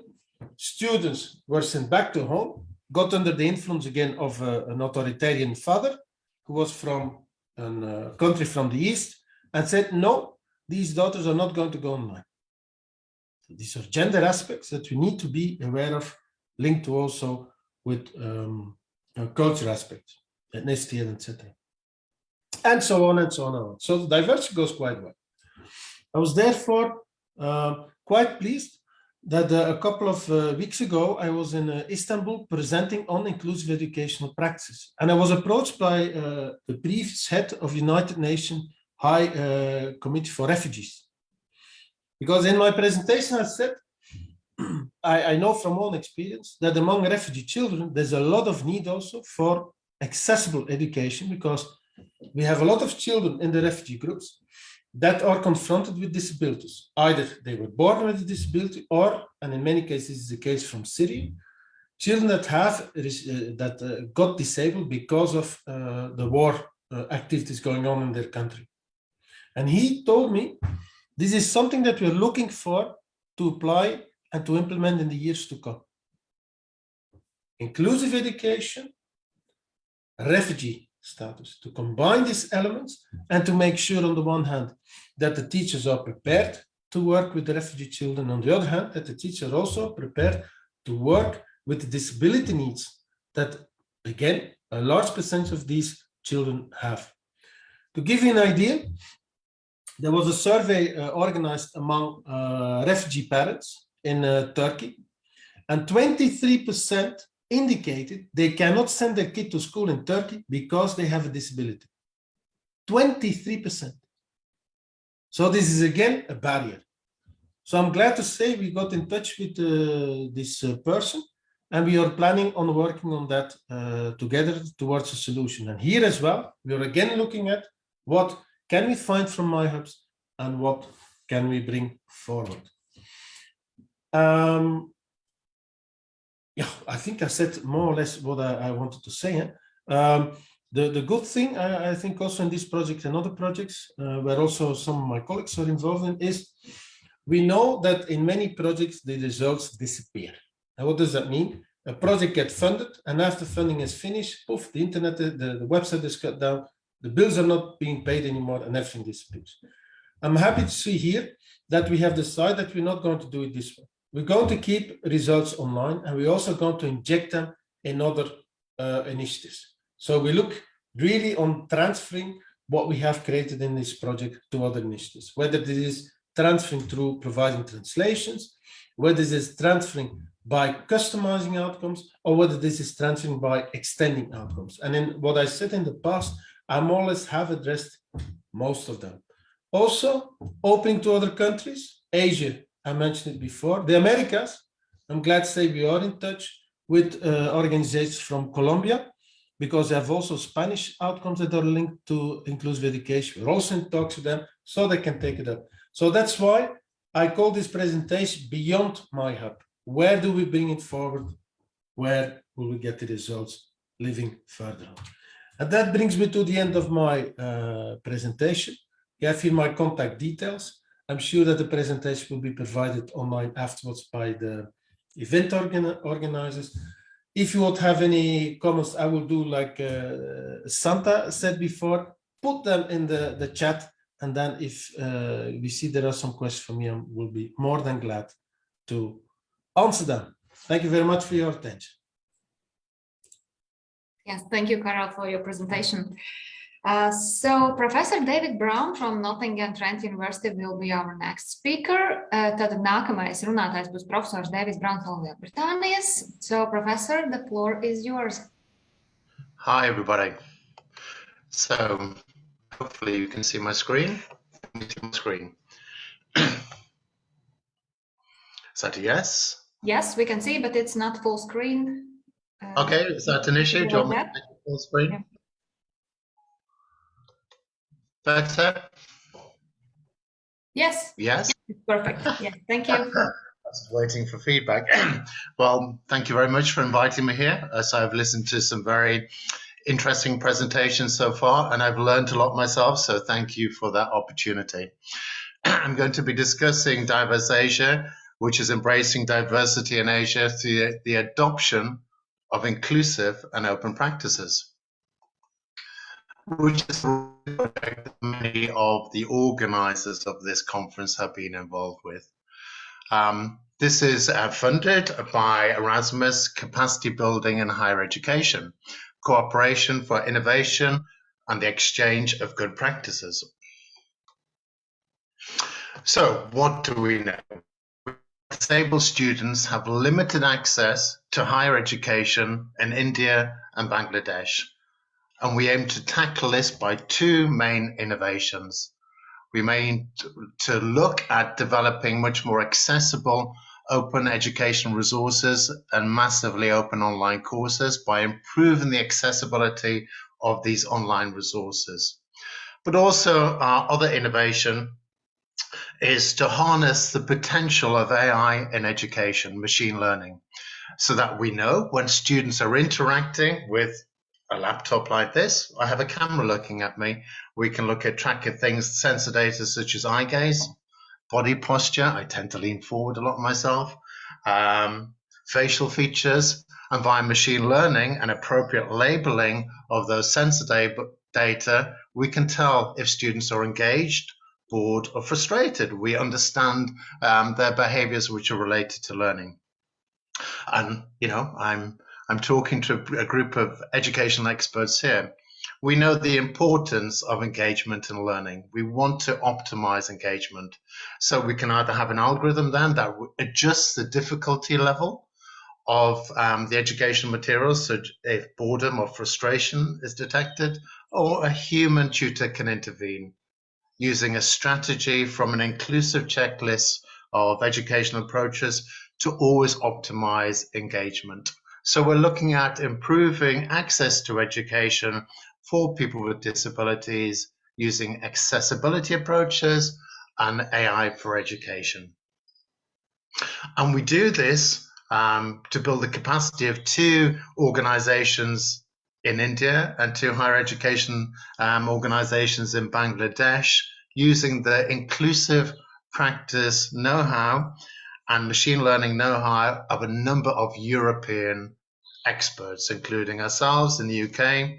We have Carl, who's just presented you from Belgium. In Bulgaria, we have the University of Plovdiv and Nahu. In Latvia, we have your hosts. Your very nice hosts here today from Latvia. Turkey, University of Gazi. And in Serbia, we have a software company called SoftQAnon. There. Then. So, we're producing a compendium of inclusive and personalized educational guidelines. The validation toolkit looks at a checklist to understand, as a university, how accessible my open educational resources and MOOCs are, and then provides guidelines for their further improvement to make them even more accessible. Plus, AI in education is a very hot topic at the moment. We've just come off the back of a big Horizon H2020 project, which looks at using multimodal sensor data, facial features, body posture, voice, and uses machine learning to understand the states related to the behaviors which are related to learning, engagement, boredom, or frustration. But there are a range of other behaviors too. But this is all supported by an Informa project, Pathway Plus, on a nice mobile app, looking at sensor data, and it will tell you in real time on the fly if your students are engaged, bored, or frustrated. And we have a what's next approach developed by inclusive education partners. So they will be saying, if boredom or frustration is detected, well, what can I do to re-engage the student? And we know, needs analysis, that reports from India and Bangladesh highlight the issue of exclusion in terms of women and economically disadvantaged students. We know the Access India initiative is making big steps here, but much work is still to be done and targets not being met in terms of the inclusion of women and economically disadvantaged students. And also, there is non-compliance with access to higher education in India. We know the Supreme Court of India has the Rights for Persons with Disability Act and reserves 5% of places for students with disabilities in higher education.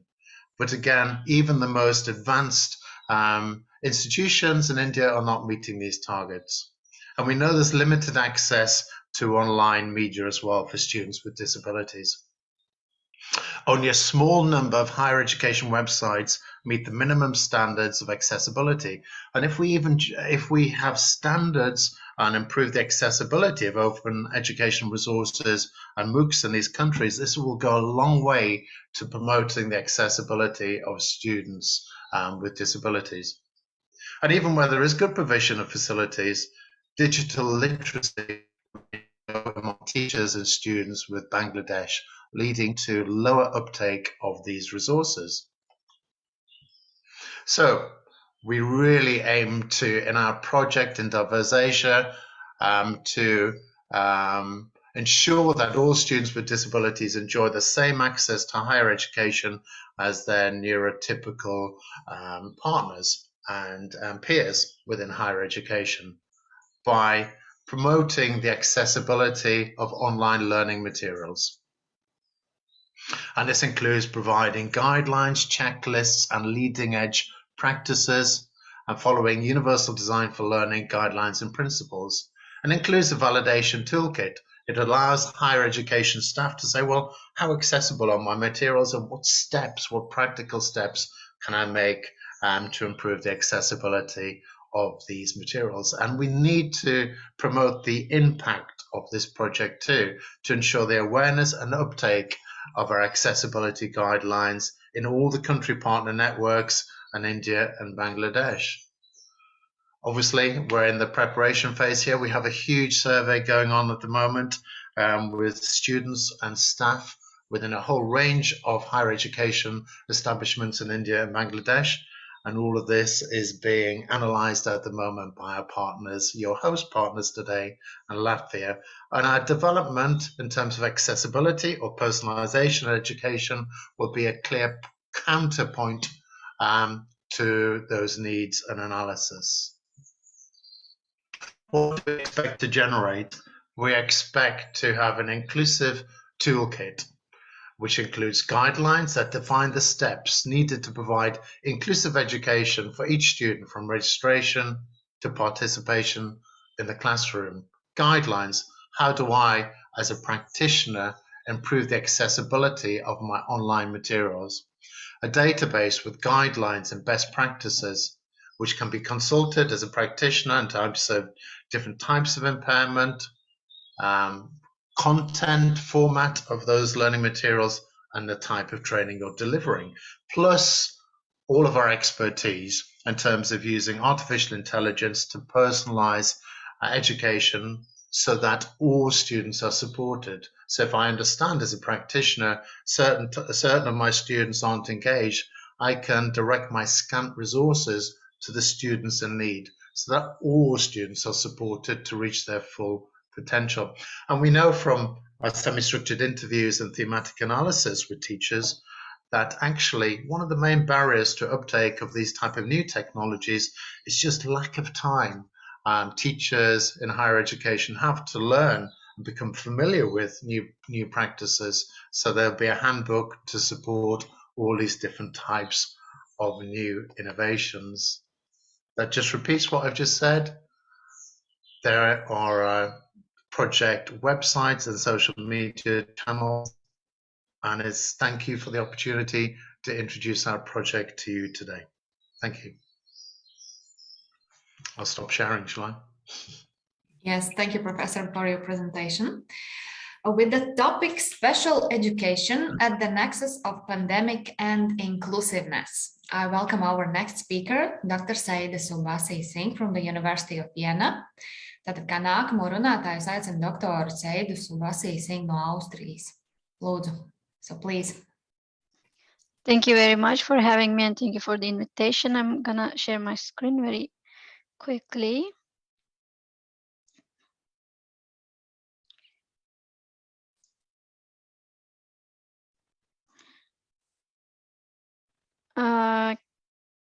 Can you confirm that you can see it? Yes, we see it, but not full screen yet. Okay, just let me.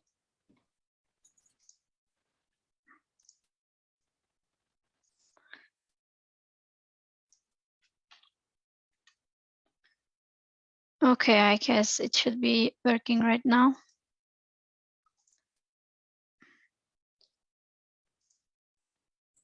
Yes, it's okay now. Okay, thank you. So today I will be talking about special education at the nexus of pandemic and inclusiveness based on the context of Austria. Just briefly about me, I am working at the University of Vienna at the teacher education department, but also at the Department of Education, and at the research unit Inclusive Education and Special Education. We were really too much engaged in looking for inclusiveness during, the pandemic, especially during the regulations and new rules. And we came up with some kind of timeline to analyze the inclusiveness of the rules and the regulations that the government actually introduced in terms of education. As you also know, COVID-19 and the pandemic introduced abrupt changes, and there were several calls actually that we have to switch to distance learning. So distance learning, switching to distance learning, it brought some, changes for the for all people, for all stakeholders, including students, teachers, parents, and also for the decision makers. Obviously, it was not a easy process for them to come up with the decisions that would, work for all the best way. The school authorities, they were also challenged, but it's all the time very important that we focus on the vulnerable students. The situation of vulnerable students, it was also very important to tackle at that time. So lack of resources, it was there, lack of resources in terms of time and also space in the household. It was a big deal, definitely. But as I said, all of these regulations and new rules, or the new situation, actually, it was experienced by vulnerable students in a different way.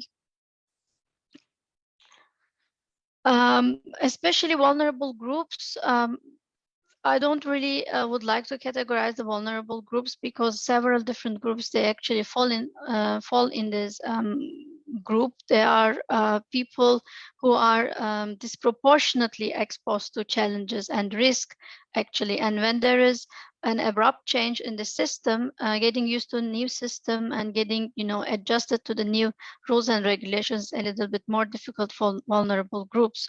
So vulnerable groups, they can be the ones who are suffering from poverty, who have to live with a disability, or for example, in Austrian context, we have a high number of students with a migration background or refugee background who can also fall under this category of vulnerable groups.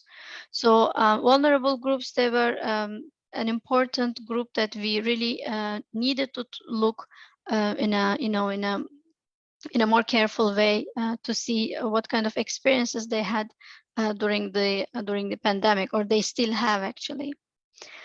But considering the people with disabilities, they were definitely at greater risk. There were several barriers to implement hygiene, and there were several barriers in terms of keeping social distance, because of their needs for additional support, because of their need for special assistance and personal assistance, especially. And most of the time, people with disabilities, they have some underlying, or they have also some parallel public some health issues, and that's why accessing public health, it was also a little bit difficult. And also even accessing the information was really difficult, because personal assistant really failed during that time. Getting access to specific equipment or professional support, they were all unfortunately disrupted. On the other hand, we had the girls. Actually, all over the world, we started reading research, trying to document the challenging situation for the girls who are at greater risk, with or without disabilities, during pandemic, because most of the time, pandemic introduced to many families, actually, financial problems. And in several countries, we started hearing that most of the girls, unfortunately, they had to drop out of the school, or they were first to get married at an early age, or they were they had to take over the cleaning or household, or they had to take care of looking after their siblings. So girls, they were also in a big difficult challenging situation. On the other hand, students with a refugee background or from a migrant background, especially in Austria, we categorize them as the students who are using a mother tongue other than a German, because in this way we are not calculating the students who have actually migration background, but who are originally from Germany or Switzerland. They're out of this calculation. So the students who are speaking a mother tongue other than German, they are mainly falling under this category. They are all the time in the hotspot of discussion, that they are lower achievers, and their families, they are less involved in their education, etc. So the failing of educational equity for immigrant groups, it is well documented in Austria, and that's why these students, they're also categorized or accepted as the students who are at greater risk. On the other hand, we have also students from refugee background, trying to settle in this country, who arrived only 2, 3, or even 1 year ago, who are trying to settle in the social life, who are trying to settle in the school or educational context, and all of their getting used to process, it got distracted during pandemic. What happened to special education needs? If we go and focus on the students with special education needs during pandemic, there was a sudden and unforeseen switch to distant learning. It was really abrupt, and the schools were, for a long time, they were closed. So the students with the special education needs, they had several challenges during the process. And the problem is that their access to, as I said before, the professional help or social support, it got cut all of a sudden. So it introduced definitely emotional, social, and also psychological issues to students with special education needs. And what else? Actually, we agree that special education should be free, should be appropriate, should be progressive, should be custom made, and that's why we have individual education plans. However, during pandemic and during school closures, definitely we didn't have any we didn't have the implementation of individual education plans. But on the other hand, even when those schools were open, there was a high, there was a regulation that where we had to be really careful. There was like really less social contact. There was less personal contact with the teachers, among the teachers and the students. And we see that in Austria, the implementation of individual education plans, they got disrupted totally. On the other hand, we also saw that pandemic and this situation, it was a big risk factor, stress factor also for the parents, because most of the responsibilities, they were there, and they were actually not, it was not really possible to have the professional help, and the parents, they had to take over definitely several responsibilities that are kind of new to them. And it introduced a new stress factor to family, and of course it increased the family stress that families with children with disabilities, they already face. Let's look at the timeline. What we had, the schools, they got closed on it was the 16th of March, and from 16th of March until 18th of March, it was a really abrupt school closure, and there was definitely almost no preparation for it. And after the schools, they got open one more time, the students with disabilities or students with special education needs, they got the right for open-ended absence. So students with special education needs, they were not included in the schools anymore, and they were definitely suggested not to come to school, and they were given the right not to come to school. And we heard that here in the field, especially in Vienna, that several schools actually, they told parents not to send their children with disabilities or special education needs to school, although they were allowed to do it. And definitely it created some hot debate in the country.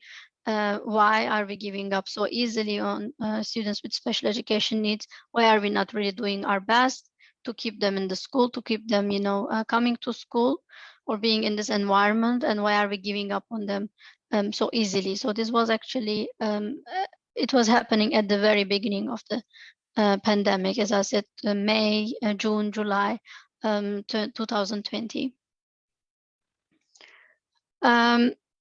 Later, what we did, when the schools started again in September 2020, students, they had to test regularly. So 3 times a week, they had to test themselves in the school before entering the class. And they have as you see in the picture, they have a Ninja Pass. So they have to have a negative stamp. Otherwise, they are not allowed to be, entering the classroom. So the students, they can come either with a valid test to the school, and they don't have to do the test in the school, or if they come without a test, so they can do the test in the school. It says a quick test. I think they get the result about 20 or 25 minutes, and then when it is negative, they're allowed to enter the classes. And this regulation, this is still valid. We still have Ninja Pass, and the students, they get a new page for every single week. And this is compulsory. Without a Ninja Pass, it's really almost impossible for students to be coming to school. There are some regulations for children with disabilities, and I'm going to talk about them quickly. Oops. Okay, but what happened? The test, it was as I said, a regulation. It was also a requirement to be able to enter the schools. And after some months of implementing this rule, education experts and also parents, they started talking about the traumatic effect of the forced testing, because forced testing, it was problematic in several ways. On the one hand, there was the risk of being injured physically in case the child is not really comfortable with the test. On the other hand, on the long term, it was like possible that this forced testing can lead to some traumatic experiences or traumatic situation for the students. So upon that, there was a new rule that if there is no test, some students with disabilities or some students with special education needs, they are allowed to enter the school without a test, but they have to wear the mask all the time. So they're not allowed to take off the mask, which was another problem, because most of the children, they really didn't want to have the mask all day, and it was really difficult to manage. And then there was a new rule saying that, okay, in this case, no test, no mask, then these children, they can stay at home, and they don't want to come to school.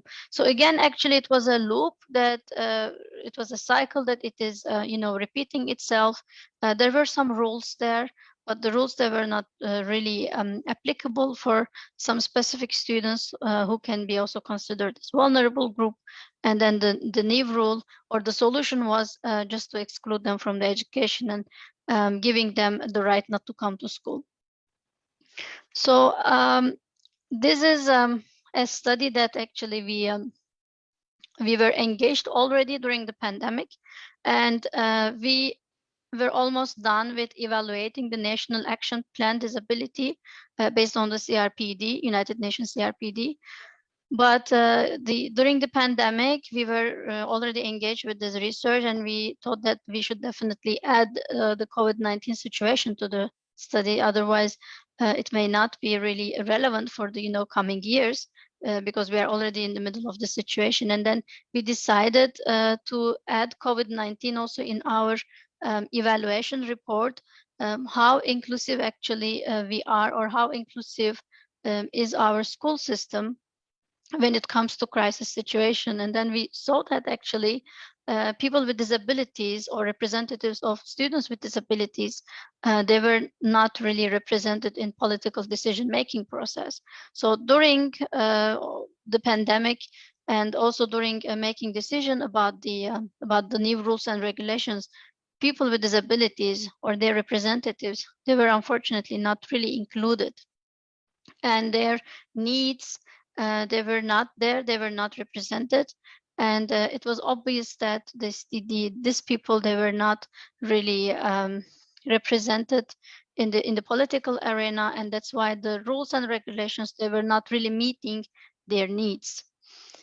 And briefly, I would like to also introduce our follow-up research. We in 2020, we applied for a project to Austrian Science Fund, and then we got the funding. Now we are engaged in a different but relevant project, which is talking about the vulnerabilities in times of crisis. Our aim to develop an inclusive crisis management framework for education, but also for the supported living area. And we would like to give the people who are actually in this group, who are considered or labeled as vulnerable, to actually document their own challenges or their experiences during pandemic. So we collect video diaries, weekly video diaries from them. And then the project is new. We started in May, and it's going to be it's going to end, I think, 2024 May, and we still have time, and we will be also very happy to share our first findings in the coming months. And as I said, we would like to keep in touch. If anyone here is doing a similar research, we would be really happy for exchange within European countries, because it's really important to keep informed about the situation of people with disabilities during pandemic. That this topic, it should be definitely much more discussed. And I would like to thank you for the invitation and for your attention. You can also send me questions by using the chat. Thank you. Yes, thank you very much. So now I would like to welcome our project partner from Bulgaria, Pētja Grudeva, as our last speaker of today's conference. Tad, ka nākamo es vēlētos pieteikt mūsu projekta partneri no Bulgārijas, Pētju Grudevu. Un viņa būs mūsu noslēdzošais konferences runātājs. Tad, please, Pētja. Good afternoon to everyone. Thank you very much for the opportunity to introduce my presentation, which is with a little bit a different topic from what has been discussed so far. As previous speakers talk mainly on inclusive education on system level and special training materials that are developed for teachers and trainers in order to be able to teach students with disabilities. My presentation will be focused on possible interventions that will favor the inclusion and smooth adaptation of children with disabilities into the mainstream school environment. And I will highlight a number of European initiatives that are active now, and professionals could benefit from the training materials that are developed within these European initiatives. Let me start with a brief overview of what is needed in order to ensure that the real inclusion of the child with disability is possible and we address his specific needs. Could you please confirm that you see my presentation? Yes, everything is fine, yes. Okay, so what is needed prior to the actual inclusion into the classroom is to pay attention and remember that the child with disability may need a special support in order to develop his cognitive skills, in order to boost his emotional and social development. Also, children with disabilities may need help in order to cope with school routines, as normally they are not so familiar in compare with their peers of what are the school routines, how they can move from one place to another, how they can use school cafeteria, how they can use and utilize the schoolyard, etc. They also may need support to interact more sufficiently with their peers, as well as with their students and their teachers.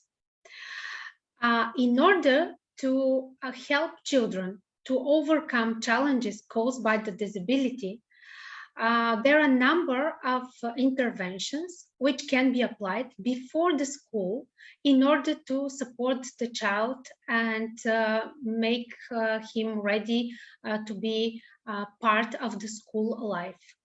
One of these efficient early child interventions is psychomotricity. Psychomotricity is a well-known method which is used for many years in Europe, especially in France, Belgium, and Portugal.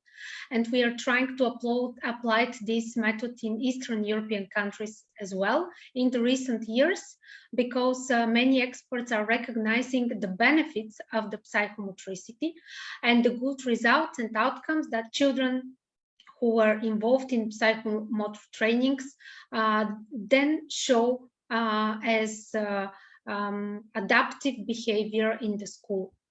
The psychomotricity is a specialized approach which allows the child to develop his social and emotional skills, as well as to express himself through the various movements. Within the psychomotor space, there are special equipment which is used by the psychomotor therapist and the child. There are different types of toys and modules through which the child explores his body and express his feelings and emotions. The psychomotricity is a very good way and allow the child to experiment with different patterns of behavior. And the psychomotricity also offers a wide range of symbolic games through which the child can interact with the ambient world and develop his overall skills and abilities. Within the psychomotricity, the spontaneous game stays at the center of the intervention. The child is the leading party, while the psychomotor therapist follows and observes the child and allows him to explore his potential. The psychomotricity is typically used in special centers for early child development, but in recent years we observe a trend that more and more kindergartens and schools are opening psychomotor spaces in order to allow children to explore their potential through game. And we are aware that this intervention, although it is applied in Europe from more than 20 years, there are still small number of psychologists and ergotherapists mainly who are trained to apply the psychomotor training. And this is why 2 years ago, one of our partners organizations, together with partners from Belgium, Turkey, and Portugal, has started a European project called Psychomotor Training. The purpose of this project is to create EGVET compliant training program to support professionals to obtain specific knowledge and skills on work in the psychomotor space. This project will be finished this year, and the training content is almost ready. So every practitioner, and here I mean psychotherapists, ergotherapists, psychologists, special educators, ergotherapists, and also physiotherapists can obtain a special additional qualification as psychomotor therapists. This project will offer 12 modules with a specific training content, and within Intellectual Output 2, we are going to develop also a special digital compendium with a set of interactive videos that will demonstrate various methods of the psychomotor intervention. These videos are real from real psychomotor interventions and will show child's movements and the intervention of the professional, as well as the interaction between the child and the environment. On the next slide, you can see the online presence of the project, the website, where you can access the full information about the project and its outcomes, as well as the Facebook page. The e-learning platform is also ready. It will offer quick and smooth access to the e-learning content of the training modules, as well as the videos will be uploaded soon. So everyone interested could follow the training course even online, although within the project we envisaged hybrid training, which means blended learning approach, including face-to-face training for the professionals who will be invited to explore the psychomotor space, as well as online learning through the specially designed platform. Another intervention, which is very close to the psychomotricity, is the play therapy. Play therapy as a psychodynamic approach allow child to express his feelings in a safe and secured environment.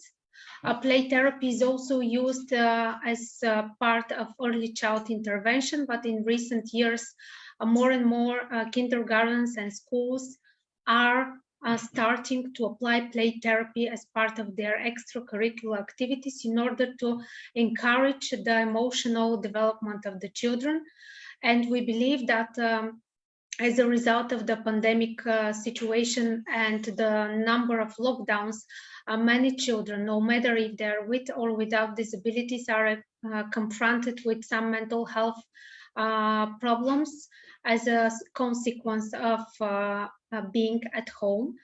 And play therapy in the future will be also a good approach to stimulate children to express their feelings and cope with the difficulties caused by the number of lockdowns and uncertainty.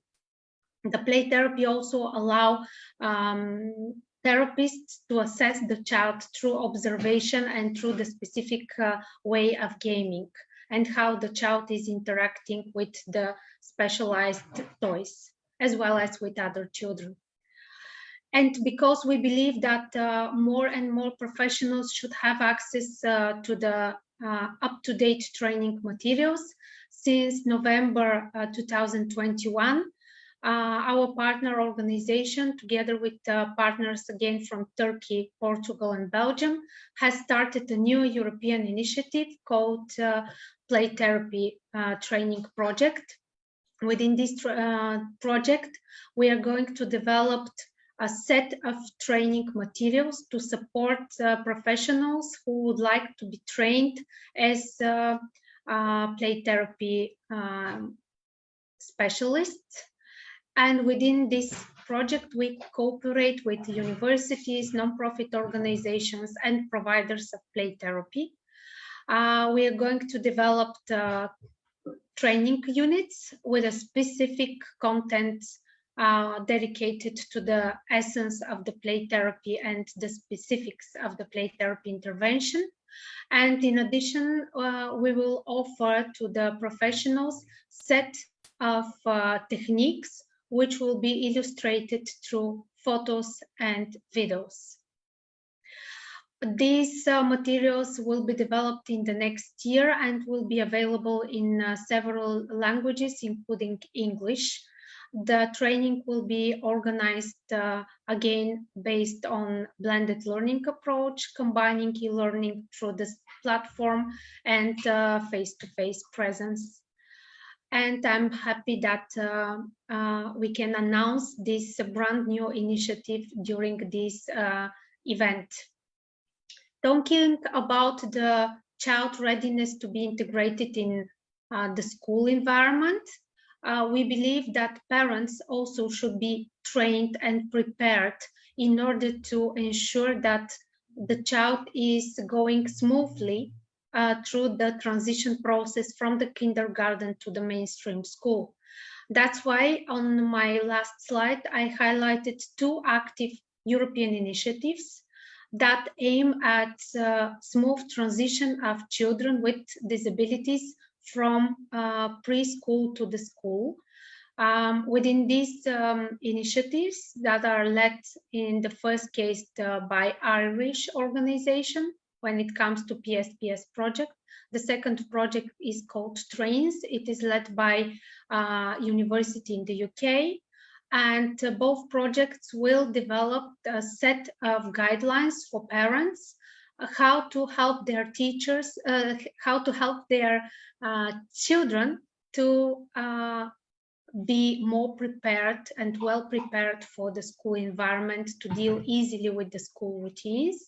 Of course, the teachers are in the focus of this project. We will develop also training materials to prepare preschool teachers and primary school teachers how to facilitate this transition. Because in our research, we found out that all children, no matter whether they have a disability or any type of difficulty due to poor economic background or isolation or refugee background, all these children are experiencing similar challenges. They need special training, how to communicate with the others, how to deal with the school routines, and how to cope with the school stress, how to meet the challenges of unexpected changes in the school environment. All these issues will be addressed in the parents' guide as well as in the guide for teachers, which will be available again online. If some of these initiatives that I just presented are of your interest, you can contact our team and we'll provide you more information. Thank you very much for your attention. Thank you very much, Petya. So we are finished with our presentations of today's conference. I wish to thank all today's speakers. Thank you very much for your contribution. Es vēlētos pateikties visiem šīs dienas runātājiem par uzstāšanos. Un varbūt ir kādi jautājumi pašlaik konferences dalībniekiem. Maybe you have any questions to our speakers. Droši varat pacelt roku. You can raise your hand. Virtual hand, not the real one. Tātad paceļam virtuālo rociņu, ja ir kādi jautājumi un droši uzdodam.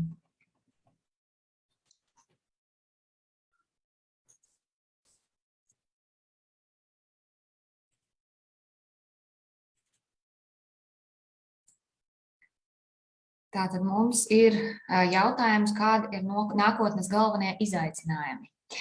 We have a question in the chat. What are the main challenges of the future of the inclusion?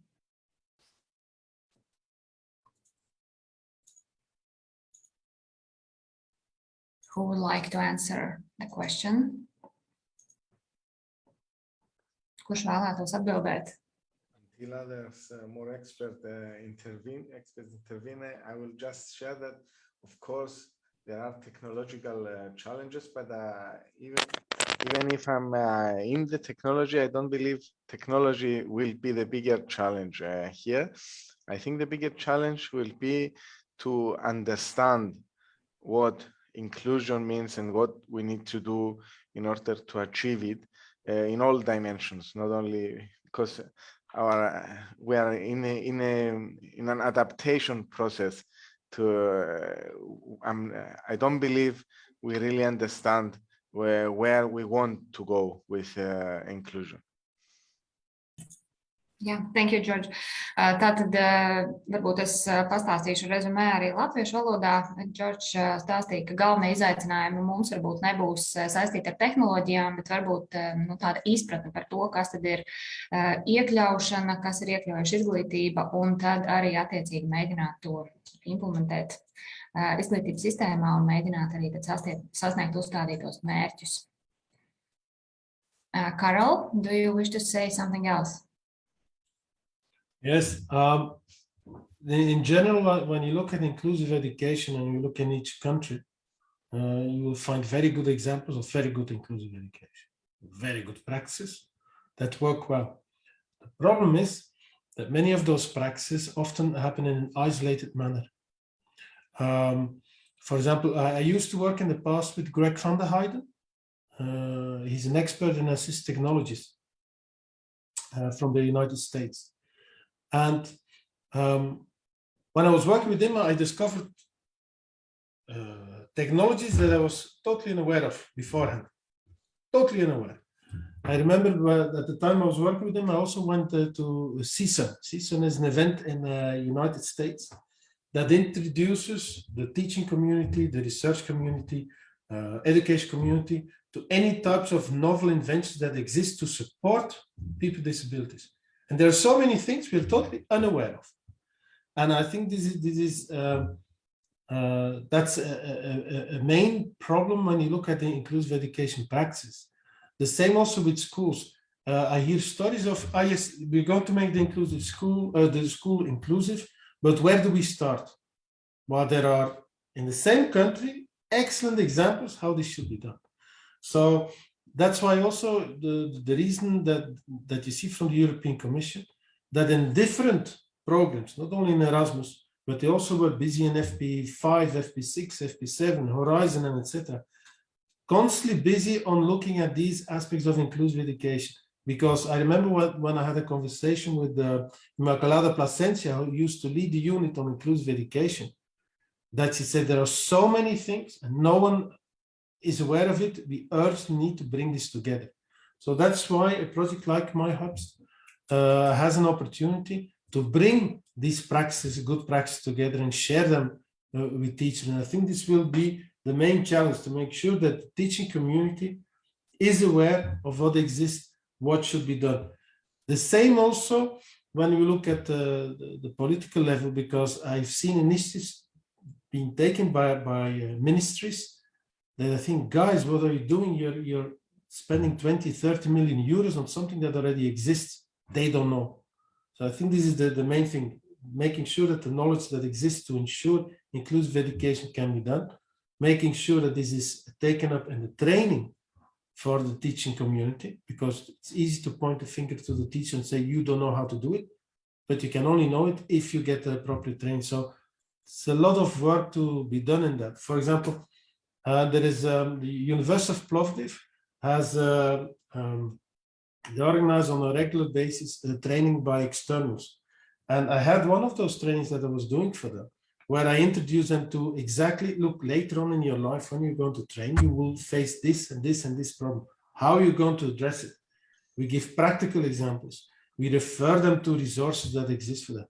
I think that will be the main challenge, to make sure that teaching community across Europe and other continents gets properly informed on what exists and how things should be done.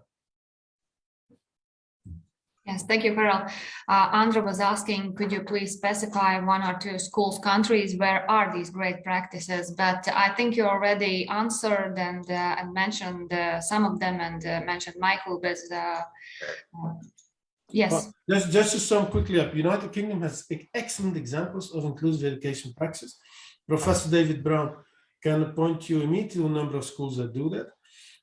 In Holland and in Belgium, there are excellent examples of inclusive education schools. In Australia as well, and I've seen quite very good examples in the United States. So it does exist.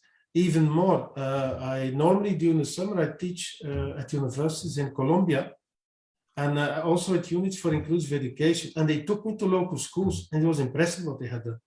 So these good examples exist in the rich countries, in the less rich countries, and in the poor countries. They do exist. They just have to be made known to the local teaching communities. Maybe if you know already at least one school, you can put it in chat. Yeah, so maybe someone can Google it, and if wish to contact or read more about their good practices. Okay, thank you. Do we have another questions? Please. Varbūt ir vēl kādi jautājumi, droši.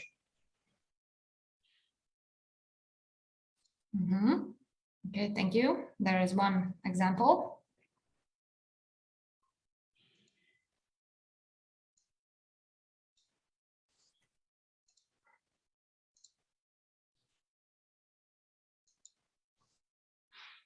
Nu tā, izskatās, ka varbūt jautājumi pašlaik arī ir apsīkuši. Maybe the questions are, there are no more questions right now, but if you have any questions, you can contact any of our speakers of today's conference and ask maybe directly. So yes, thank you. Another example. Tātad izskatās, ka jautājumu šodien vairs nav, bet ja ir kādi jautājumi, tad droši varat atrast kontakta informāciju mūsu šīs dienas runātājiem un uzdot varbūt tos tieši kādam konkrētam cilvēkam. Bet konferences noslēgumā es vēl vēlētos dot vārdu profesorai Lindai Danielai, lai tad pateiktu dažus noslēguma vārdus. If there are no more questions, I wish to ask Professor Linda Daniela to say some closing words of the conference. Lūdzu. Jā, konference ir noslēgusies. Sākšu ar to, ka teikšu paldies visiem par milzu pacietību būt šeit un piedalīties un klausīties. Es noteikti ceru, ka jums noderēja informācija, ar kuru dalījāmies konferences laikā, un pēc tam varat vēl tad ieiet iekšā dziļāk paskatīties arī materiālus. Lūdzu, izmantojiet tos, ja nepieciešams mainiet atbilstoši jūsu vajadzībām. Galvenais, ka tās labās prakses dzīvo, tās idejas dzīvo, un lai jums tad visiem veiksmīgs turpmākais darbs, nodrošinot iekļaujošu izglītību, sadarbojoties, meklējot jaunus risinājumus. Es noteikti gribu teikt paldies savai komandai, kas ir visus šos gadus strādājuši, lai projekts varētu notikt, kas ir meklējuši risinājumus, kā mēs iesākot pasaulē, kura bija bez Covid, pēkšņi mums visiem nācās pārslēgties un meklēt risinājumus, kā tad mēs varam projektu turpināt un pabeigt. Mikrofons izslēdzās. Mikrofonu. Būtu labi zināt, kurā frāzē, bet nu labi. Tā galvenā doma bija, ka tas ir bijis izaicinājumi pilns laiks, un es saku paldies savai komandai, un tagad es pārslēgšos uz angļu valodu.